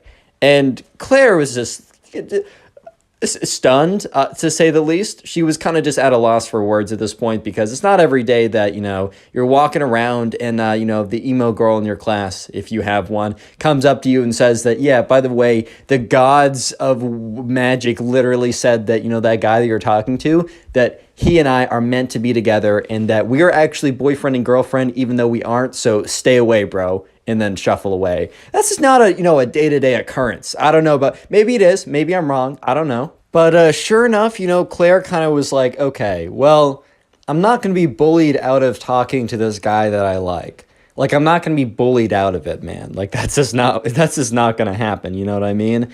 And Claire's like, you know what? I think I'm just going to, keep talking to this guy. I think I just am. So the next day rolls around, and the only class that Claire has with Ben is the class that she has with the emo girl. So it's not like Claire could really talk to Ben a lot in other classes. However, Claire does talk to him every kind of lunch break. They get lunch together, and the emo girl doesn't eat lunch in the lunchroom, so I don't think she knows, or if she does, she's not trying to see that. Fair enough, I guess. But sure enough, Claire, Ben comes over to Claire because they kind of were talking every single day. I don't think the emo girl's ever spoken to Ben before, but they're about to be boyfriend and girlfriend, guys. Stop hating. No, but so Ben comes over just every other day, and Claire was a little bit weird, and Ben's like, "Are you good?" And she's like, "Yeah, actually it's nothing. Sorry, I was just spacing out."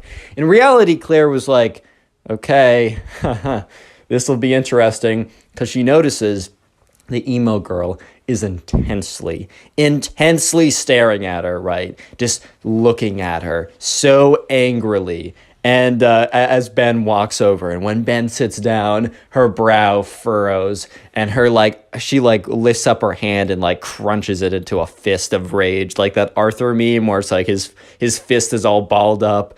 So Claire was distracted by that, obviously, and she was like, "Oh no, I'm just spacing out." So Claire and Ben, they continue to talk, and they flirt a lot as always. Claire's kind of getting a feeling that Ben's gonna try and make a move at some point kind of soon, just by kind of the natural progression over the last couple weeks. And Claire's all for that, man. I mean, she was kind of trying to put herself out there so that Ben would hopefully come around and ask her out or something. Sure enough, the bell rings again, and Claire is kind of power walks out of there. She grabs her bag quickly. She's like, "Aha, Ben, I'll see you in the next one," because Ben and her go to totally different directions, so it's not like she can walk with Ben. And so Claire is power walking out of there because she's like, "All right, emo girl is coming for me, man." Because Claire wasn't looking at the emo girl, but she could just feel it. She had kind of the raid boss music going on. She's like, "Oh man, I gotta get out of here, dude. Final boss encroaching, man. I gotta get out of here." So she grabs her backpack, quickly puts it on her shoulder and starts to sprint out of the classroom, man. Her teacher would have been like, "Stop running, stop it, stop." But sure enough, right now, the emo girl was just as fast and just as intent to be talking to Claire. And she comes up to Claire. She's like, "You didn't heed my warning. "You didn't listen to me." And Claire goes, "Dude, I don't know you, but it doesn't seem like you and Ben ever talk. I don't think you're going to be boyfriend and girlfriend. You threatening me with your magic powers or whatever is not going to make me stop talking to this guy, dude. Like, can you go away?" And the emo girl is like, "Fine, but just know that I will give you one last warning." And Claire's like, "Oh boy," kind of rolls her eyes or whatever. And the emo girl's like, "If I see you talking with him again, it is on sight." And Claire's like, "Bro, what? What? Huh?" And the emo girl's all like, "Stop laughing at me. It's not funny. It's serious. I will give you one last chance. And this is your final opportunity to cease your terrible behavior, or you, yes, you, Claire, will suffer the consequences." And Claire's just like, "Oh my God, you can't, you gotta be kidding me, dude. Like, there's no chance." So she's like, "Okay, thanks for talking to me. Is that all?" And the emo girl's like, "Yes. One last chance. Don't forget it. Don't you forget it. One last chance." And once again, emo girl scuffles off.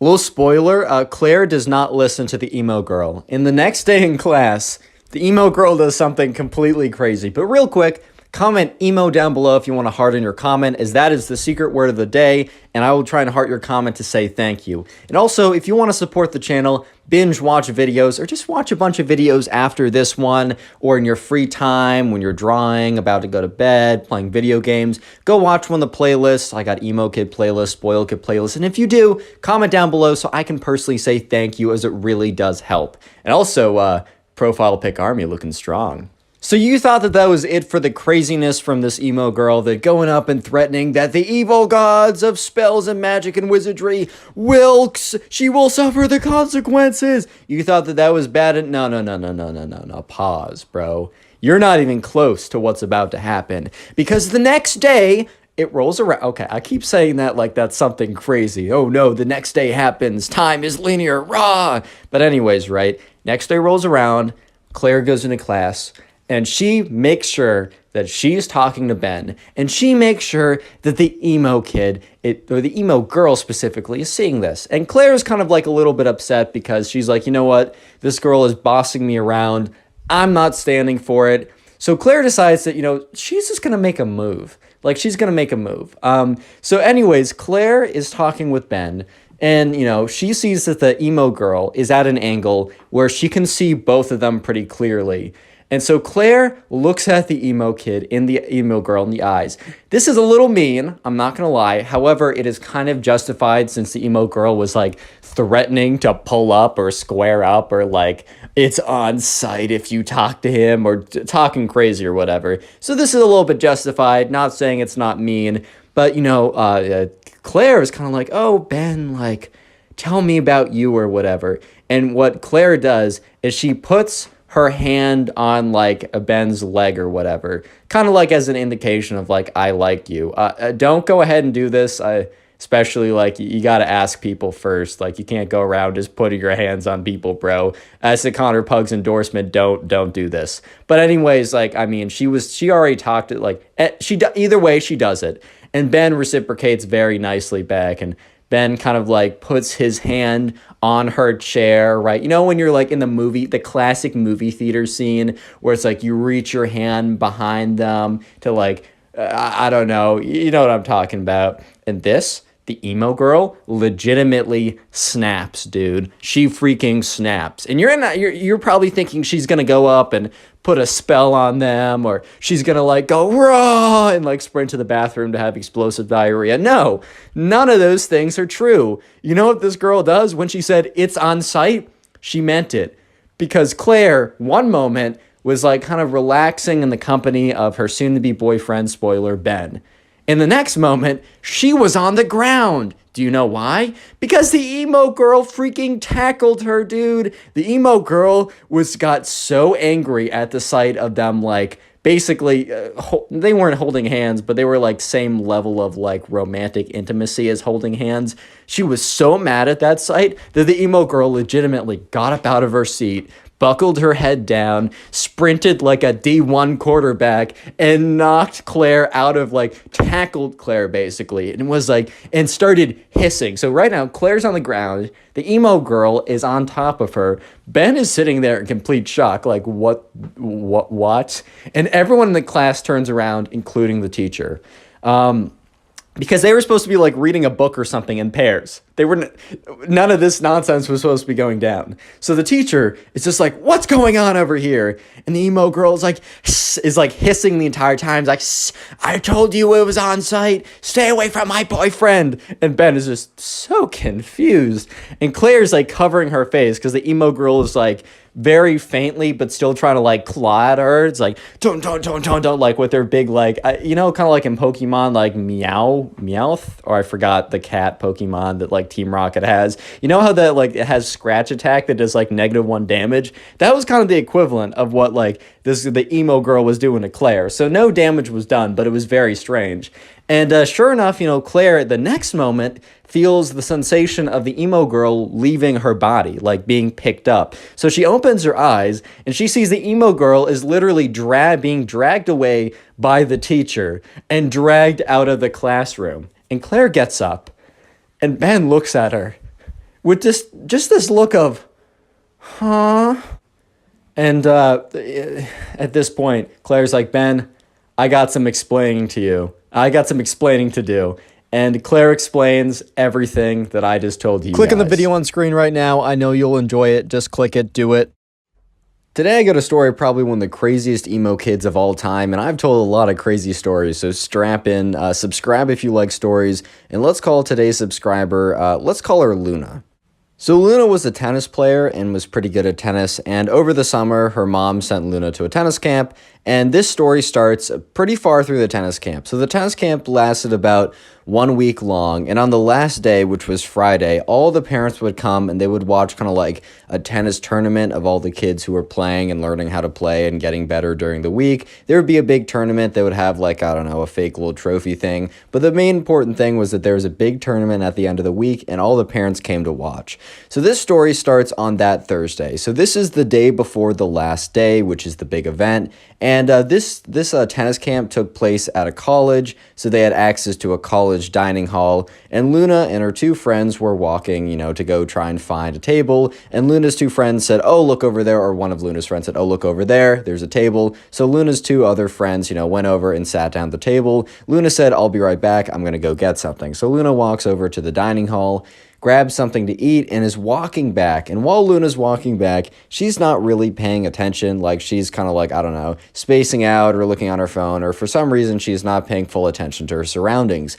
So unfortunately, she bumps into this guy. And, the guy had a tray of food, and the food, honestly, it wasn't even that bad. Like, the food, sure, like a little bit got on his shirt, but it wasn't like the entire tray exploded all over his shirt and his clothes were soiled and ruined beyond repair. Like, yeah, dude, you got sprayed a little bit. That sucks, but it's time to move on. And Luna was like, oh my God, I'm so sorry. That's so embarrassing. And like, she's like, I'm so sorry. Like, I wasn't paying attention.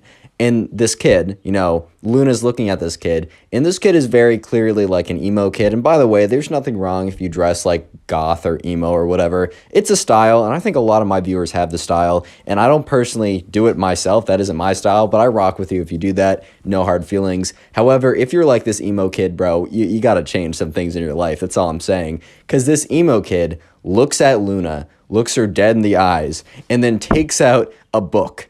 And Luna's like, what? And the emo kid, so he has this book in his hand, and Luna notices that there's like ancient hieroglyphics. Dude, my brain is not working right now. There's like ancient like letters and all these like symbols on the book. Basically, it looks like a wizard or witch book or something. And Luna's thinking to herself, all right, there's no shot that like that's actually like a wizard book or something. And the emo kid reaches into his back pocket and takes out a wand. So he opens up the spell book and he's waving his wand around. He's like, you have made a great enemy. you have made a great mistake bumping into me on purpose. And Luna's like, it wasn't on purpose, man. Like, I swear to you, like, I wasn't paying attention, and I apologize for that. I should have been paying attention. You're right. Like, that's on me. However, like, come on now. It was an accident. I don't know what you're doing. I don't know what kind of nonsense doobly doop you're doing right now. But he's like, silence, mortal. And he's like waving his wand around. He's like, hibbity bibbity bobbity boo. I put a something like super goofy, but like supposedly like, I don't know, wizard tongue or something. He's like, beepity boop, bobbity bee. I'm like, okay, bro, like, let's calm down now. And he's like, there, you've been cursed. And he slams the book shut with one hand, puts the wand back in his pocket, puts the book back into his backpack, which he was carrying around. Or I guess not a backpack. I guess it was like a tennis bag with a racket in it. And the emo kid walks off. And Luna is just standing there, just kind of like, what? What just happened? Like, can we just have like a little pause and a rewind of what just happened here? Because I don't think that like I really understood what was going on, because there's not a shot that actually just happened. So Luna goes back to the table with her two friends, and her two friends are like, what took you so long? And Luna's like, well, I actually have a very interesting answer that I bet you guys were not expecting. So Luna tells them the story, and they're like, one of them was just like, oh my God, that's crazy. The other one was like, dude, like, I know that kid. Like, I was in a tennis group earlier this morning. We're practicing forehands. I know that kid. He was so weird, bro. He was all like, okay, he wasn't like the other emo kid, bro. I'm just playing around. But he was like all like in the corner, hushed away. And when the coach like said to him it was his turn, he kind of like looked up at him and flicked his long dark hair back, kind of sighed, and then like, you know, hit a forehand or something. And they're like, that kid was super weird, but I had no idea that he was like that weird. Because there's a difference between being kind of weird and putting spells on people randomly. Like, that's just two different ballparks, bro. Quick comment emo down below if you want to heart in your comment. That is the secret word of the day, and I will do my best to heart as many comments as possible. I'm still getting over some complications with the wisdom teeth, and that might take a couple days. So please don't take it personally if I don't heart your comment. Do know I still really appreciate it. And also, shout out to all the people who've been binge watching my videos, like going through and watching a ton of them, either via the playlist or just through the recommended. Please let me know in the comment section when you're doing this so I can heart it and say thank you, and just know that you're supporting the channel more than you can even imagine at this point. I really appreciate it. Back to the story. It gets crazy. Anyways, right, so the next day rolls around, and remember that, you know, Luna was at a tennis camp, and on the last day, which was the next day, because this whole spell incident happened on a Thursday, and the last day was on a Friday. So it was Friday, it was the last day, and it was only like a half day because the parents would come and pick you up by the end of it. But anyways, right, there was a big tennis tournament, and all the parents came to watch. So it was a pretty big deal. And so everyone was sitting around on the tennis court, and like the coach was standing at the very front. Everyone was sitting on the tennis court, and he was reading off his list of like, all right, guys, like, thank you for all your hard work this week. And finally, it pays off. Just know that, you know, win or lose, like, you know, we just want to make sure you have a fun time, and that, you know, I mean, there can only be one winner, so you can't take it that personally if you don't win.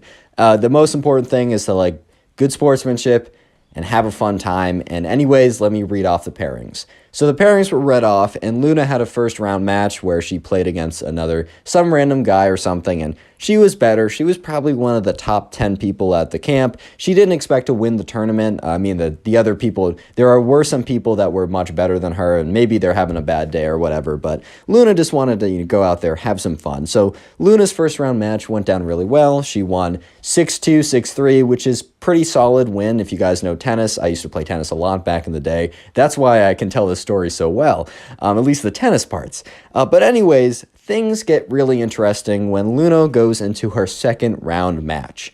The second round match is against a familiar character that you guys may or may not remember from earlier in the story. Yes, Luna is playing the emo kid, and let me just say that Luna did not forget the emo kid, but very well the converse is true too, because the emo kid had not forgotten about Luna either. Which means, yes, Luna versus the emo kid are about to play after the emo kid put a spell on her.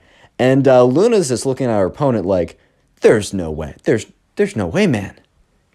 There's no way. So anyways, right, you know, Luna, so when you play tennis, you normally like you will warm up with your partner and then you'll get into playing. But basically, you both stand on two sides of a net, just very quickly for people who don't know. And so Luna was standing on one side of the net, and the emo kid was like sulking over and kind of like was all hunched over and kind of like wandered over to the other side of the net.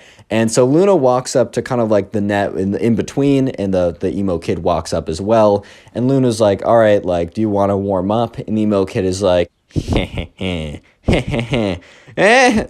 insert maniacal laugh. I can't do a maniacal laugh right now. I just can't do it. So insert like the most evil maniacal laugh from like TV shows and movies you can think of. And dude, out of all the responses Luna was expecting, okay, Luna was either expecting like yes or no. It was a yes or no question. But out of all the responses that Luna was expecting, let me just say that a maniacal laugh was not on the list, dude. Like, it just was not on the list. And so Luna's kind of just thinking like, okay. And then the emo kid goes on to say, like finishes up his maniacal laugh and is like, why would I need to warm up when I have the curse on my side? And Luna was just like, oh, so we're still going with that. We're not just going to like, because Luna was kind of thinking, all right, well, let's just put yesterday behind us because that was very weird. You know what? Luna gave this guy, the privilege of allowing, just to put that behind them. Because normally that's not a thing you just put behind, right? The fact that, like, you got a spell put on you, normally you don't just forget about that. But Luna was like, oh, okay, so no warm-up? And the emo kid said, yeah. Well, I mean, I have the curse on my side, so why would I need to warm up anyways? And Luna was like, all right, fine, I really got to smack this kid. So Luna and the emo kid kind of go immediately into playing the match, and so Luna spins the racket, and sure enough, it is the emo kid's choice. So basically, in the beginning of tennis, you spin like heads or tails, and if you get it right, you can choose to serve or have the other person serve. And the emo kid starts maniacally laughing. So once again, insert the like maniacal evil villain laugh after the racket is spun. And, Luna's just kind of looking at him like, dude, what? And the emo kid is like, looks like my curse is already working. Insert again another maniacal laugh. And Luna's just thinking to herself, all right, bro, like, let's not jump to conclusions. There's a 50-50 chance that you were going to get that. Like, come on now. In the back of Luna's mind, she was like, well, I wonder if the curse is real, but her rational mind was able to take control and be like, all right, let's just smack this kid. I know I'm better than him. So sure enough, right, the emo kid starts serving. Basically, that's the way you start a tennis point. So the emo kid throws it up, bops it in, and the serve is not that good. Serve is the hardest part of tennis, in my opinion. But the serve is not that good. And Luna, really wanting to have a good impression to kind of quote-unquote break the curse, winds up a massive forehand, completely crunches it, and obliterates the emo kid in the first point. Like, this ball is blazing off of Luna's racket and just smack right past the emo kid. The emo kid wasn't even, like, the emo kid plus the curse were not good enough to give him the reaction time to be able to deal with it. That's how bad this whole thing was, dude. So Luna looks up at the emo kid, giving her the dirtiest look ever, because I don't think the emo kid realized that Luna was one of the top players at the tennis camp, but he now realized that, he was probably not going to win this. I think he walked in with a lot of confidence, also trying to scare her off because of, like, he remembered, oh, this is the girl I put the curse on. Odds are he would have, like, if this was a different person, he would have put a curse on them beforehand. Like, he would have walked up to the tennis net, whipped out his magic wand, and been like, blah, blah, blah, you're now cursed or something, just to mess with their head. But since he's already done that, right, he was trying to use that as leverage. But anyways, the match continues, and the emo kid is getting destroyed. So at this point, the emo kid is down about 3-0, and they're only playing one set. Basically, in tennis, you play to 6 games. Whoever gets to 6 games first but win by 2 wins, and if you get to 6-6, you play a tiebreaker. But anyways, right, Luna's up 3-0, so absolutely smoking the emo kid. And it's Luna's serve, and she serves it in, and it is very clearly a winning shot. However, it was close, right? It wasn't like, it was clearly in, but it wasn't like in by so far that like you'd have to be like crazy to say that it was out, right? And the emo kid was like, out. Because if you don't know, you make your own calls when you play tennis. There's no umpire unless you're really good. And this was a lower level. I think in the final match, like the final match of their big tournament, they might have like someone like officiating it. But the emo kid was like, out. And Luna kind of looked at him like, no, dude, that wasn't. But like, she can't really do anything. So they keep playing, right? And Luna continues to crush this kid, continues to crush this fool, bro. Like, and the emo kid continues to cheat. However, the emo kid is really only cheating when it's like, I don't know, kind of close. So if like Luna hits a really good shot, but it's kind of close, the emo kid will just call it out. And this is super frustrating to Luna because she's losing a lot more points than she needs to, but she's still winning. It's currently 5-1. So if Luna wins one more game, then it's over, right? She wins the match and like it's done with the emo kid. And at this point, right, I think other matches were kind of like getting on with, and like there were like more people were finishing, so parents were kind of like coming over and they were watching, and like more of the staff officials decided to watch this game just because less matches were being played because more people were winning and losing and kind of less matches were going on. So at this point, right, it was like 5-1 Luna, and there were a bunch of people watching at this point. And so Luna hits a shot that is very clearly a forehand winner. She hits it, smacks it. It's not even like the other ones that is kind of close. This one was so clearly in, it was in by like 2 or 3 feet. And the emo kid is like, that was out, by the way. And Luna's like, dude, like I've been letting you have some really close calls recently, but that was so clearly in, I don't know how else to say it. Like I give you the benefit of the doubt of all the other stuff, but that one was so clearly in, I can't let it stand. Luna basically slips and she's like, nah, I'm done, bro. And the emo kid starts getting mad and he's like, hey, like you must respect my authority for point calling. And I guess technically you do, but then again, like one of the camp people was watching the whole thing go down and he started to pay more attention. So he's watching the emo kid and the emo kid is getting so angry. So once again, they start another point. The emo kid takes that point, even though he's obviously losing, right? And Luna hits another shot. And the emo kid, it's not even that Luna's shot was good. The emo kid just shanks it into the net, like he completely misses it. And the emo kid was like, oh, by the way, your shot was so out. And it was so clearly in. And Luna's like, dude, you can't just call everything out when you lose. And at this point, the emo kid said, like, I'm going to do what I want because it's my authority and you have to deal with it. And at this point, right, the camp counselor had kind of noticed what was going on and was like, all right, I got to come in here. I got to put a stop to this. So the camp counselor, starts to walk on the court and is like, what's going on, guys? And the emo kid is so angry at this point because he's losing and he's just mad. And oh my God, this is where the emo kid snaps. So the camp counselor is walking over to the emo kid and is like, all right, can you explain what's going on here? Like, it looked like that point was very clearly in. Why did you call it out? And when the camp counselor says to the emo kid that it was clearly in and asked him, kind of questioned his call, the emo kid, already super salty and already molding super hard, being super angry already, just completely loses it. And he takes his racket and he goes, rah, and he whips around and he smashes it into the camp counselor. And like the camp counselor stumbles back and it's like, oh my God. Because like the racket had hit his arm. It had like broken the skin a little bit. So it was a little bloody and it wasn't that bad. He didn't break anything. He didn't like hit a major artery or something. But the racket smashed into the camp counselor and like kind of like broke into his skin. So the camp counselor starts yelling like, are you crazy? Like, why would you do that? I was literally asking about a call and you attacked me. And there was another camp counselor watching the whole thing and he starts walking in. But before they could do anything, you see this woman with kind of like a side part, like it kind of like the Karen haircut. Maybe she was a nice woman, but I'm just describing what I was told. By the way, the story was sent into my Instagram. Go ahead and follow me there. It's in the description. Even if you don't want to send in the story, just follow me there. It makes me feel good. But anyways, this woman walks on the court. She kind of looks like a Karen. Maybe she's super nice.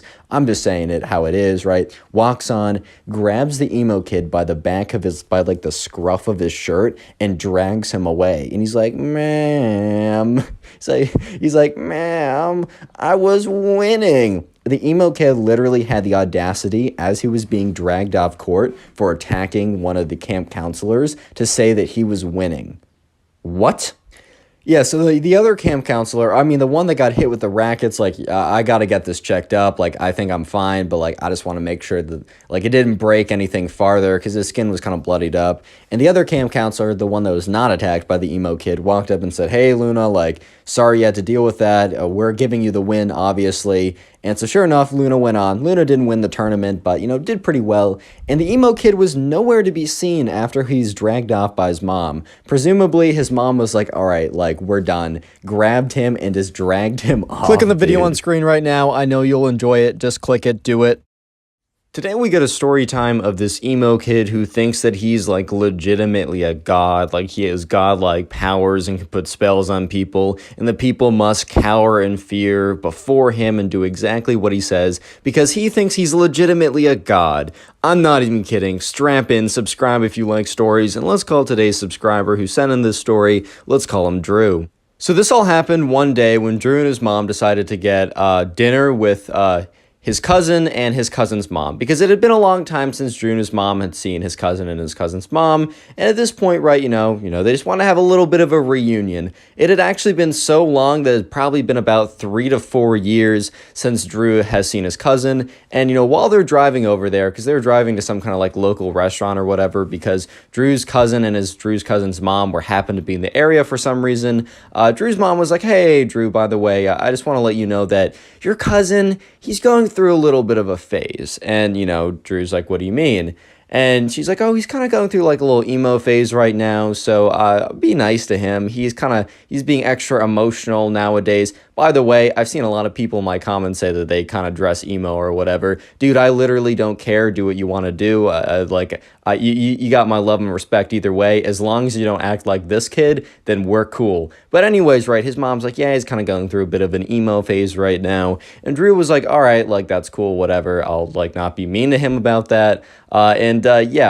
Drew's mom did not say that he was also going through his Greek god arc or whatever, dude. Like, it's the funniest thing ever. But anyways, so they sit down, and Drew and his mom are looking in, and Drew sees Drew's cousin's mom, and she's like, "Oh my god, how's it going?" Wait, Drew's cousin's mom would be Drew's mom's sister. Okay, that's much easier. So Drew's mom sees sees her sister, and it's like, "Oh my god, it's been so long. How's it going?" They run up and they like hug each other. At this point, right, Drew is kind of curious to see what his cousin is looking like, and sure enough, right, he looks over, and Drew's cousin is like full, like super long, dark black hair, has like a black hoodie from Hot Topic, has like black socks, and has like a spiky chain thing, dog collar thing, and has like long, like black painted nails, and has in his mouth, like he has like a lip ring or something, and he comes up and he's kind of like shrugged over, hands in pockets, he's like, "What's up?"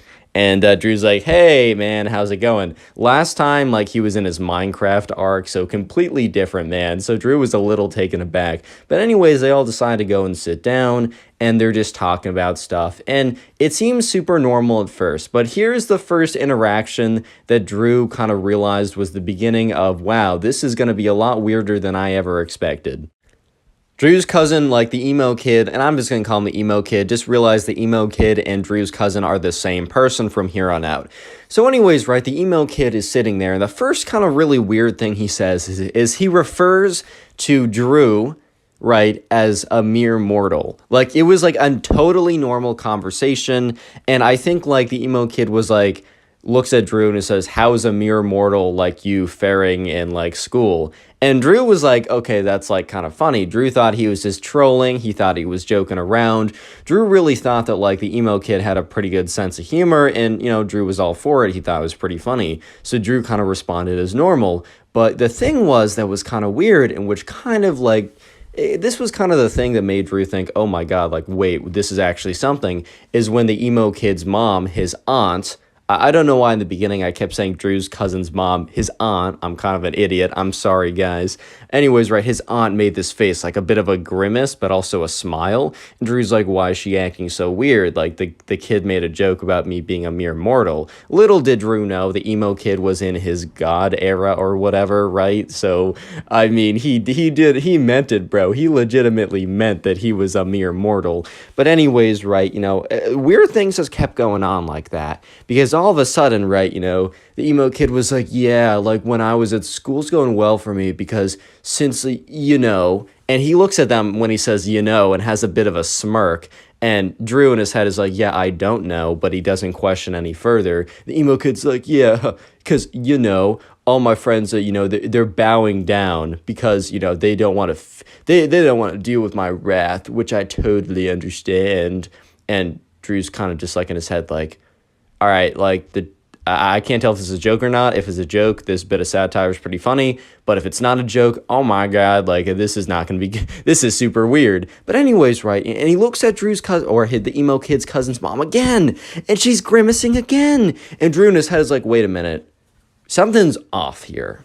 So the emo kid is like, I gotta go to the bathroom. He stands up and he like Sonic dashes away, or just like does the Sonic dash away, and like, the thing is, right, Drew didn't notice this before, but he has, like, a black cloak. Like, the dude has a Superman cape, but it's, like, all black and, like, emo and whatever. And Drew's just like, okay, this guy's he's a bit of an oddball, but at least he's a good guy. That turned out to be very incorrect. But anyways, right, Drew is just like, all right, man went to the bathroom. Like, I guess it's just going to be my mom, my aunt, and I talking. And the aunt, her face was like a forced smile for the entire conversation until Drew left and her face completely dropped. And she's like, guys, I'm so sorry. Like, I got to let you know something. And they were all just like, what are you talking about? And she was like, guys, like, I don't know how to explain this, but I guess the best way I can explain this is that, your cousin, and looks at Drew, is like, Drew, your cousin, he's in his God arc right now. And Drew's like, huh? What is a God arc? He's like, huh? Well, what do you mean a God arc? Like, what does that even mean, bro? And she's like, yeah, so basically, he thinks that he's a legitimate god and that his friends bow down because they know that he can smite them and put spells on him. And, he's been in his emo phase for a while, but it's evolved into an emo god phase. And Drew's just, like, looking at her like, wait, is the emo kid and my aunt, are they both on the same comedy bit? Is this like a sketch or something and he left to make it seem more believable? Because if that's the case, bravo, they're getting 5-star rating from me. But if this is legit, and it's seeming like it's legit, oh my God, I'm actually gonna like flip out, dude. This is the craziest thing ever. And then his aunt goes on to say, and he's very fragile emotionally or whatever. So if you guys can just please play along if he like makes a mention that he's a god. Please don't burst his bubble. I know it's a lot to ask and it's super weird, but please just do it for me. He's gonna get through this phase and be normal soon. I hope. She has a long pause and then says, I hope. And Drew's mom kind of cringes a little bit. She's like, oh my God. Like, thank God Drew is not like this and not in his God arc. Drew's mom wouldn't care if Drew was like an emo or something. But if he was an emo God phase, like, she would be like, bruh, like, my son, why? Why do I live? Just to suffer. And that's when Drew sees the emo kid / his cousin return from the bathroom. And you guys might be thinking, oh, he's not too bad, right? In his little god arc, because all he's saying is like his friends are immortals or whatever. No, it is about to get 1,000 times worse. It's something about the bathroom just turned him into like super evil vengeance god mode. Like, it is about to get so bad. So strap in and prepare yourself. Real quick, comment emo down below if you want a heart on your comment. I'm going to try and heart as many of those comments as I possibly can because emo is the secret word of the day. And by the way, the channel's actually been doing really well because you guys have been binge watching the videos. And I tell you, best way to support the channel is to watch a bunch of my videos in a row and then comment about it. And you guys have been going like really above and beyond. Like, here's just some people on screen who've been like legitimately watching like a ton of videos and like legitimately watching me and letting me know. Just so you guys know, this is the best way to support me and it's actually really shown, and it's crazy, and I just want to say thank you. So let me know if you're binge watching these videos in the comments. I'll try and heart them. I'll try and respond or something. And just know I really do appreciate it. And yeah, thank you for the watch time. The channel's going kaboom, and it's all because of you guys. Anyways, back to the story. So the emo kid comes back, and he sits down, and when he sits down, he wraps his cape around him like he's Dracula or whatever. And, Drew's mom / the emo kid's, or Drew's aunt / the emo kid's mom, right, is like, hi, Drew, welcome back. And Drew, I don't know what happened to him in the bathroom, but he's like, he responds, he turns his head, he looks at his mom and he says, "Silence, mortal, do not speak to a god like me." And all of a sudden, everyone at the table goes silent, and even the table next to them goes silent, and they were in the middle of a conversation. Like, everyone, like, in the 5 mile, like, vicinity, or 5 foot vicinity was, like, paused and was just like, what did I just hear? And, you know, the emo kid's mom gets, like, very, like, nervous. And she's very thankful that, like, she was able to tell, you know, Drew and his mom, like, what's going on. But she was like, "Oh, my liege, I am so sorry. Please forgive me." And the emo kid is like, "Fine, I'll consider it. Your punishment will be less than because of your repents, is that the word? Yes, because you're slightly forgiven, but your punishment will still happen." And he, like, whips up his cape again and, like, hides his face behind it. It's like, meh, meh, meh, meh, meh, meh. At this point, right, Drew's like, "Oh my god, my cousin's gone off the deep end, bro. What?" So anyways, right, the emo kid's mom starts having a conversation with Drew's mom, kind of just trying to, like, move past that super awkward moment of like, her son saying, "Silence, mortal, you will be punished," like, something just very strange like that. And she just tries to have a normal conversation, and she was doing pretty successfully, as the emo kid was, like, evilly staring at them, like through his black mascara, looking at them, and like I don't know, like, Drew, like, looked at his cousin, and, like, briefly, very briefly, Drew looked at his cousin, and the emo kid looks at him, makes eye contact, and goes, "Hiss!" And Drew's just thinking to himself, what did I do? I looked at you, like, why are you so much less normal right now? Because the emo kid was kind of weird before, as he was calling people his mortals, but for some reason he just went off the deep end by the time he came back. Anyways, right, the waiter comes around and brings their food, and things are looking pretty good because, like, I don't know, Drew's like, all right, I don't need to interact with my cousin anymore. He's kind of weird. I can just focus on my food, and he can focus on his food, and then we can just get out of here. Life is good. And that was just unfortunately not the case, because when the food came down, the emo kid is like, all right, because he speaks for the first time since calling his mom a mere mortal and that she's going to be punished. And he says, all right, time for the sacrifices. And his mom is kind of like, oh boy. And Drew is just thinking in his head, like, what's going on here? And sure enough, the emo kid's mom is like, "Oh, yes, my lord." And she takes, like, half of her food and scrapes it onto his plate. He's like, all right, who else? And Drew kind of is just so confused right now. He's just like, am I supposed to give this kid some of my food? Bro, Drew was hungry. He didn't have lunch that day. He was, like, tired. The food he got was really good. He's not trying to give this weirdo emo kid who thinks he's a god half of his food. That's just not what he's trying to do today, man. This is not what he's trying to do. And the emo kid is like, "Drew, you will be punished if you don't give me half of your food." And Drew in his head is like, what? No, well, I'm just not doing that. Like, at the end of the day, I hate to say it, or actually, I don't hate to say it, I love to say it. I relish in the fact that I'm saying it. I'm not giving him half my food. That's crazy. And, you know, Drew is just kind of looking around, and he makes eye contact with the emo kid's mom / his aunt, and his aunt just gives him a death stare, like, do it, my son needs you to do it. And so Drew's like, fine, whatever. And Drew, like, takes about a third of his food and puts it on the emo kid's plate, and he is so angry he has to do this in the first place. And the emo kid looks at him and says, "Peasant, this is not half of your food. This is only a third." And Drew in his mind is like, wait, he's going to actually nitpick me on this? I gave him basically half my food. Yeah, I actually gave him like a third. It's the same thing, right? And the emo kid is like, "You will be smited if you don't give me half of your food."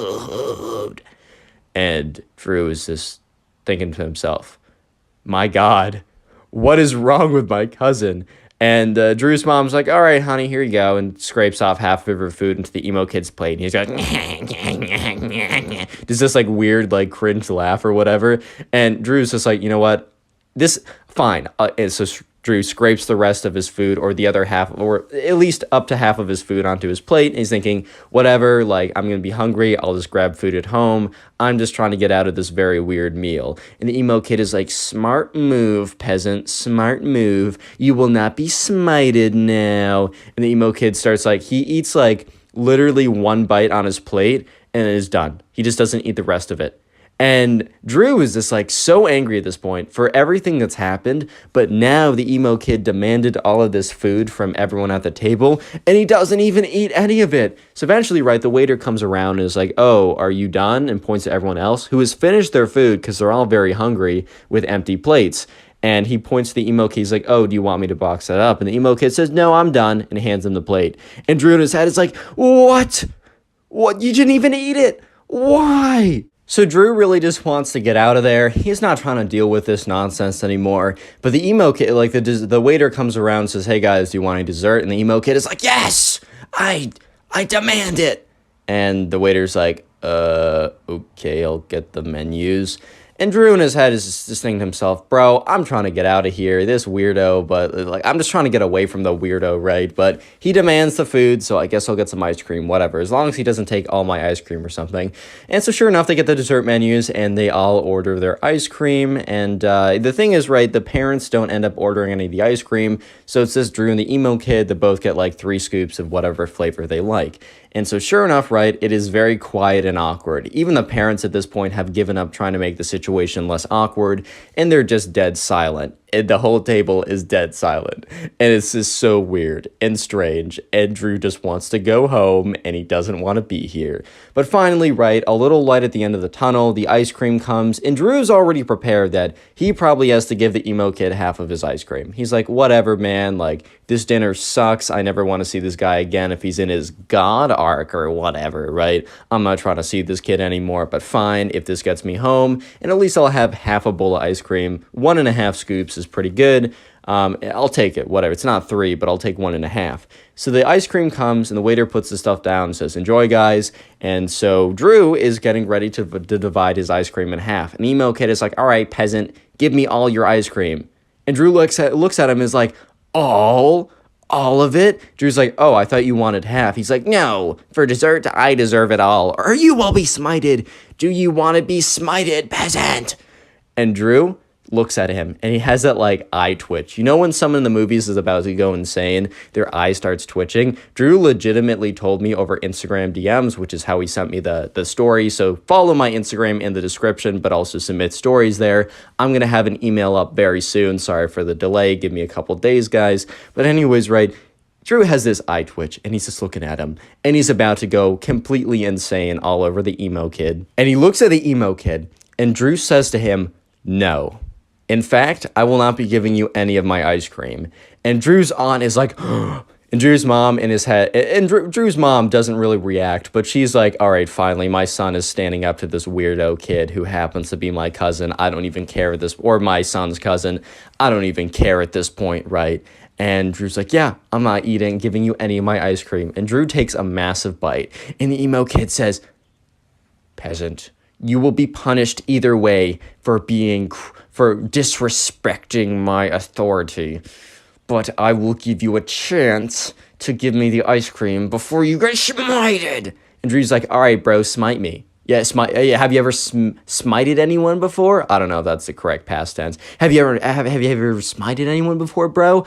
I didn't think so. So yeah, go ahead and smite me. And the emo kid is like, very well. And he stands up from his table and he goes, yeah, and like stretches out both of his hands to do like Sith force lightning or something. Nothing happens. And Drew's like, all right, try again, bro. And he's like, he stands as like stretches out his hands. And once again, right, nothing happens. And the emo kid's like, peasant, I was giving you mercy, which is something I rarely give out. Give me the ice cream or you'll be smited for real. And Drew's like, all right, bro, smite me for real then. And the emo kid starts getting angry. And he's like, I was generous, I was kind, and you disgusting little peasant, you don't understand what you did. And the emo kid takes he goes over, reaches over, grabs Drew's bowl of ice cream and chucks it across the room and is like, if I can't have it, nobody can. And Drew's like, all right, man, I'm done. And he gets up and he looks at his mom. He's like, Mom, we're going. And Drew's mom, instead of being like, oh no, just stay. We haven't seen your cousin and your aunt in so long, is like, all right, bet. And turns to her, Drew's aunt / her sister's like, hey, I'm so sorry. Like, we got to go. I forgot. And, Drew's aunt is kind of just like, yeah, I get it, man. And Drew's cousin, the emo kid who thinks he's a god, is like, no, you will pay. I'm going to put a spell on you. Put a spell on you? What? So Drew walks out of the restaurant with his mom, and they get into the car, and Drew's like, Mom, can we not hang out with my cousin anytime soon, or at least until he's done with his god phase? I don't care about his emo phase, if I'm being honest, but can we at least wait till he's done with his god emo phase? And Drew's mom is like, yeah, you know what? Yeah, that was a terrible experience. We're not hanging out with them for a while. I love my sister, but she's got to take control of her son. Click on the video on screen right now. I know you'll enjoy it. Just click it. Do it. How's it going, everyone? Welcome back to the channel. Today, I have a story time for you guys that I really think you'll enjoy because I think most of you guys enjoy games, at least to a little bit. I know at least I enjoy Minecraft, as you're seeing in the background. And today's story takes place back when I was in 5th grade and I went to a summer camp. And one of my friends at the camp really liked this girl. And this girl basically said no to him and said that I said no to you because you play games and I hate gamers and gamers are disgusting. That's basically what she told him. But at the end of the story, there's a pretty crazy twist that really does make the whole thing worth listening to. So I do hope you guys enjoy. And if you don't want to be called disgusting by your crush, subscribe to the channel with notifications on because you won't see my stories otherwise. And also leave a like on the video as I'm feeling generous today and will give you nothing in return if you do so. And yeah, let's hop right into the story. So as I said a little bit in the beginning of the video, I went to this summer camp for 2 weeks when I was in 5th grade. And so I got there and I didn't really know anyone there. And in the very beginning of the summer camp, there was a lot of icebreaker activities. At this time in 5th grade, as you guys might know from some of my other story times, I was a big fan of Minecraft. I kind of didn't really play it that much in like the beginning of high school, but definitely like 5th grade, 6th grade, I was a big fan of it. And a lot of my school friends and I would spend a lot of time talking about it. We would play it. It was really just a really good time, just a fun time. Also, my friend was a big fan of Mega Walls at the time, if you remember that game. That has a lot of memories to me. Anyways, though, I'm at this camp, right, and I don't know anyone, and there's an icebreaker activity. Basically, the icebreaker activity goes along the lines of basically someone can basically say something that they like or they really like, and then basically anyone else who like also enjoys that subject matter can like come to the middle and like, talk to the people and like hang out with them or whatever. So the game was played a little bit and there was some kind of like generic stuff like I like ice cream, I like dogs, and it's like, yeah, I like ice cream, I like dogs. And I went to the center for those, but because it was so like broad and generic, like if not more than half the people went to the center, so it wasn't super helpful. Basically, then this one guy comes to the center and he basically says that he really likes Minecraft. And now this one was a bit more specific, and while Minecraft was super popular at the time, it was really only like 4 to 5 guys who went to the center, and I was one of the 4 to 5 guys. And because this was kind of a smaller group of people, the thing is, those actually became my friends during the 2 weeks at camp. I'm actually still somewhat in contact with like a few of them. But basically, those 4 to 5 guys are the kind of the main friends I have at the camp. And one of them is one of the main protagonists at the camp as well. And his name is Will. So my other, the other 4, or I think it was the other 3 friends at that time, because there was like 5 people in the center. One of them was me, one of them was Will. The other 3 friends, they still play a role in the story, but like not big enough that I should give them a name and then get confused. So if they say something, I'll just say one of my friends said, and assume it's not me or Will who said that. So we kind of form a little friend group, and it's not like a clique or anything. If anyone wanted to be friends with us, they could, but we kind of we start talking about Minecraft. We start talking about like our favorite things to do, if there are any servers we like to play on, like basically our thoughts of what they should add, all that. Is Hero Brian real? All that good stuff, man. But anyways, right, so the day goes on and like there's a nighttime activity and we're just still sticking together.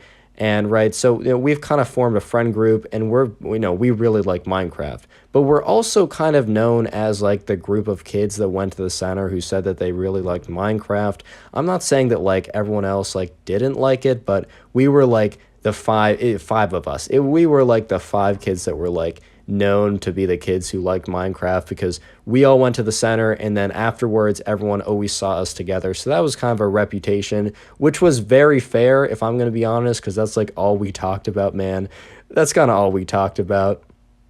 Anyways, so a couple days into the 2-week-long camp, my friend Will comes back to us and tells us about this girl who he met at one of these kind of like camp activities. And this girl's name, let's just call her Sarah, right?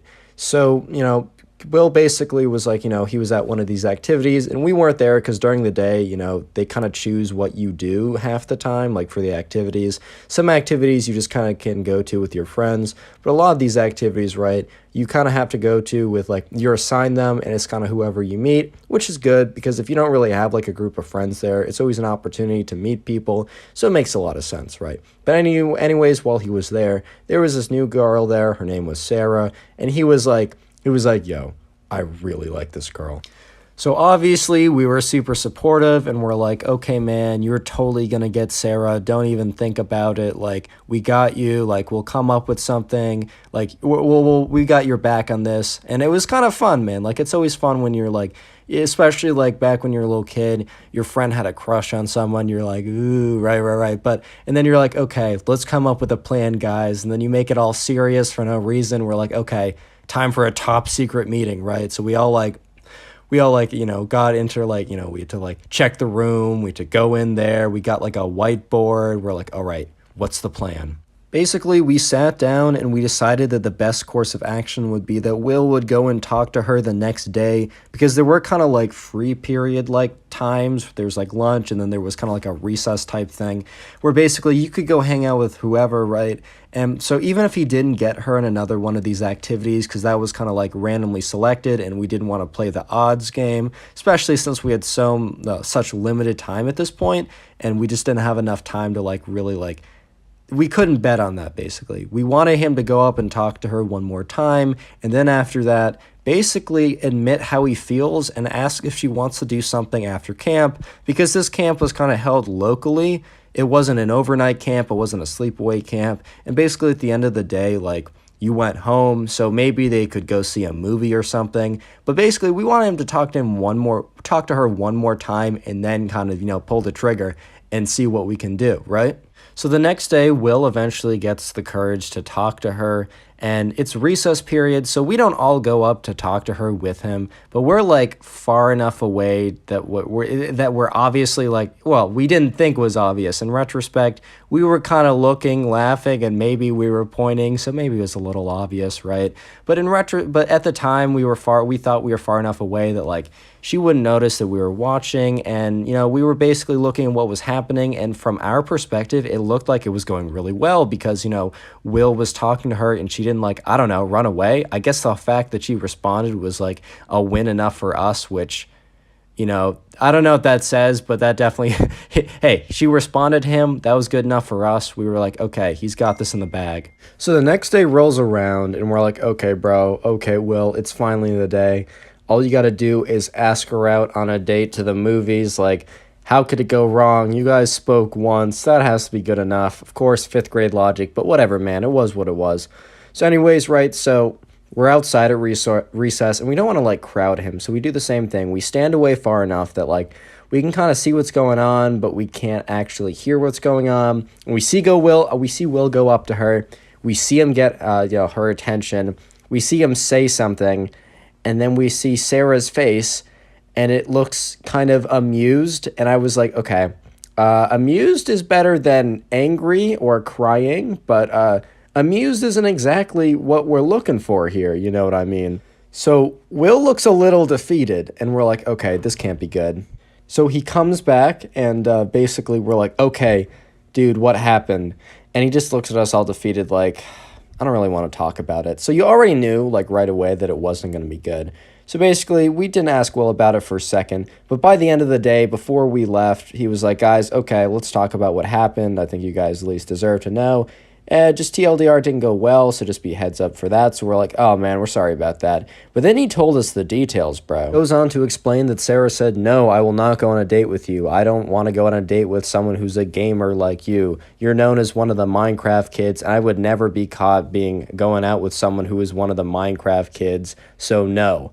Basically being extra rude about it, basically saying that, like, because he played Minecraft, because he played games, she would never go out with him, basically. This sounds a little cruel and petty, but remember, this was 5th grade. Even for 5th grade, to be fair, this was cruel and petty, but remember, it kind of not expected, but, like, this isn't, like, high school or college. This is still middle school, but at the same time, man, even we thought this was a little mean back in the day. You might be thinking, wow, this is kind of a sad story. Let me just say that, you know, it gets a lot better. There's a pretty big twist, but before I get into the twist, if you made it this far into the video, comment door down below, like the thing that you enter a building with, like a door. I just want to see how many people made it this far into the video, as I really do appreciate people watching my videos all the way. So basically, the next day rolls around, and somehow we figure out that Sarah has a thing for this other guy at this camp named PJ. I think I was telling one of my other friends there who was, like, friends with Sarah about the whole thing that went down, and she basically explained, she said, oh, that's so tough, like, I don't know why she was mean about it. Then she also said something about how Sarah had a thing for PJ so that Will shouldn't feel bad because, you know, she probably wasn't going to go out with him, video games or not. And I was like, okay, that's good to know. And funny enough, so the day goes on and we're actually in a group. And this is one of those kind of like group activities where you're assigned. And we got pretty lucky. All my friends and I were in the same group. And then also PJ was in the same group. So we're talking to PJ, and he's actually a pretty cool guy, and I don't really explain to Will that, you know, Sarah has a thing for him since, like, I just learned it, and we just met the guy, and I was like, he seems cool enough, right? Like, and I didn't want to open, like, old wounds or anything, so I was just like, okay, like, whatever. I told him eventually, but in the beginning, it was just like we were just chilling with him. It was a good time. And eventually, the topic of, like, Minecraft comes up, and PJ admits that he actually is also a pretty big fan. I don't want to say admits, man. He was proud about it. He enjoyed it, right?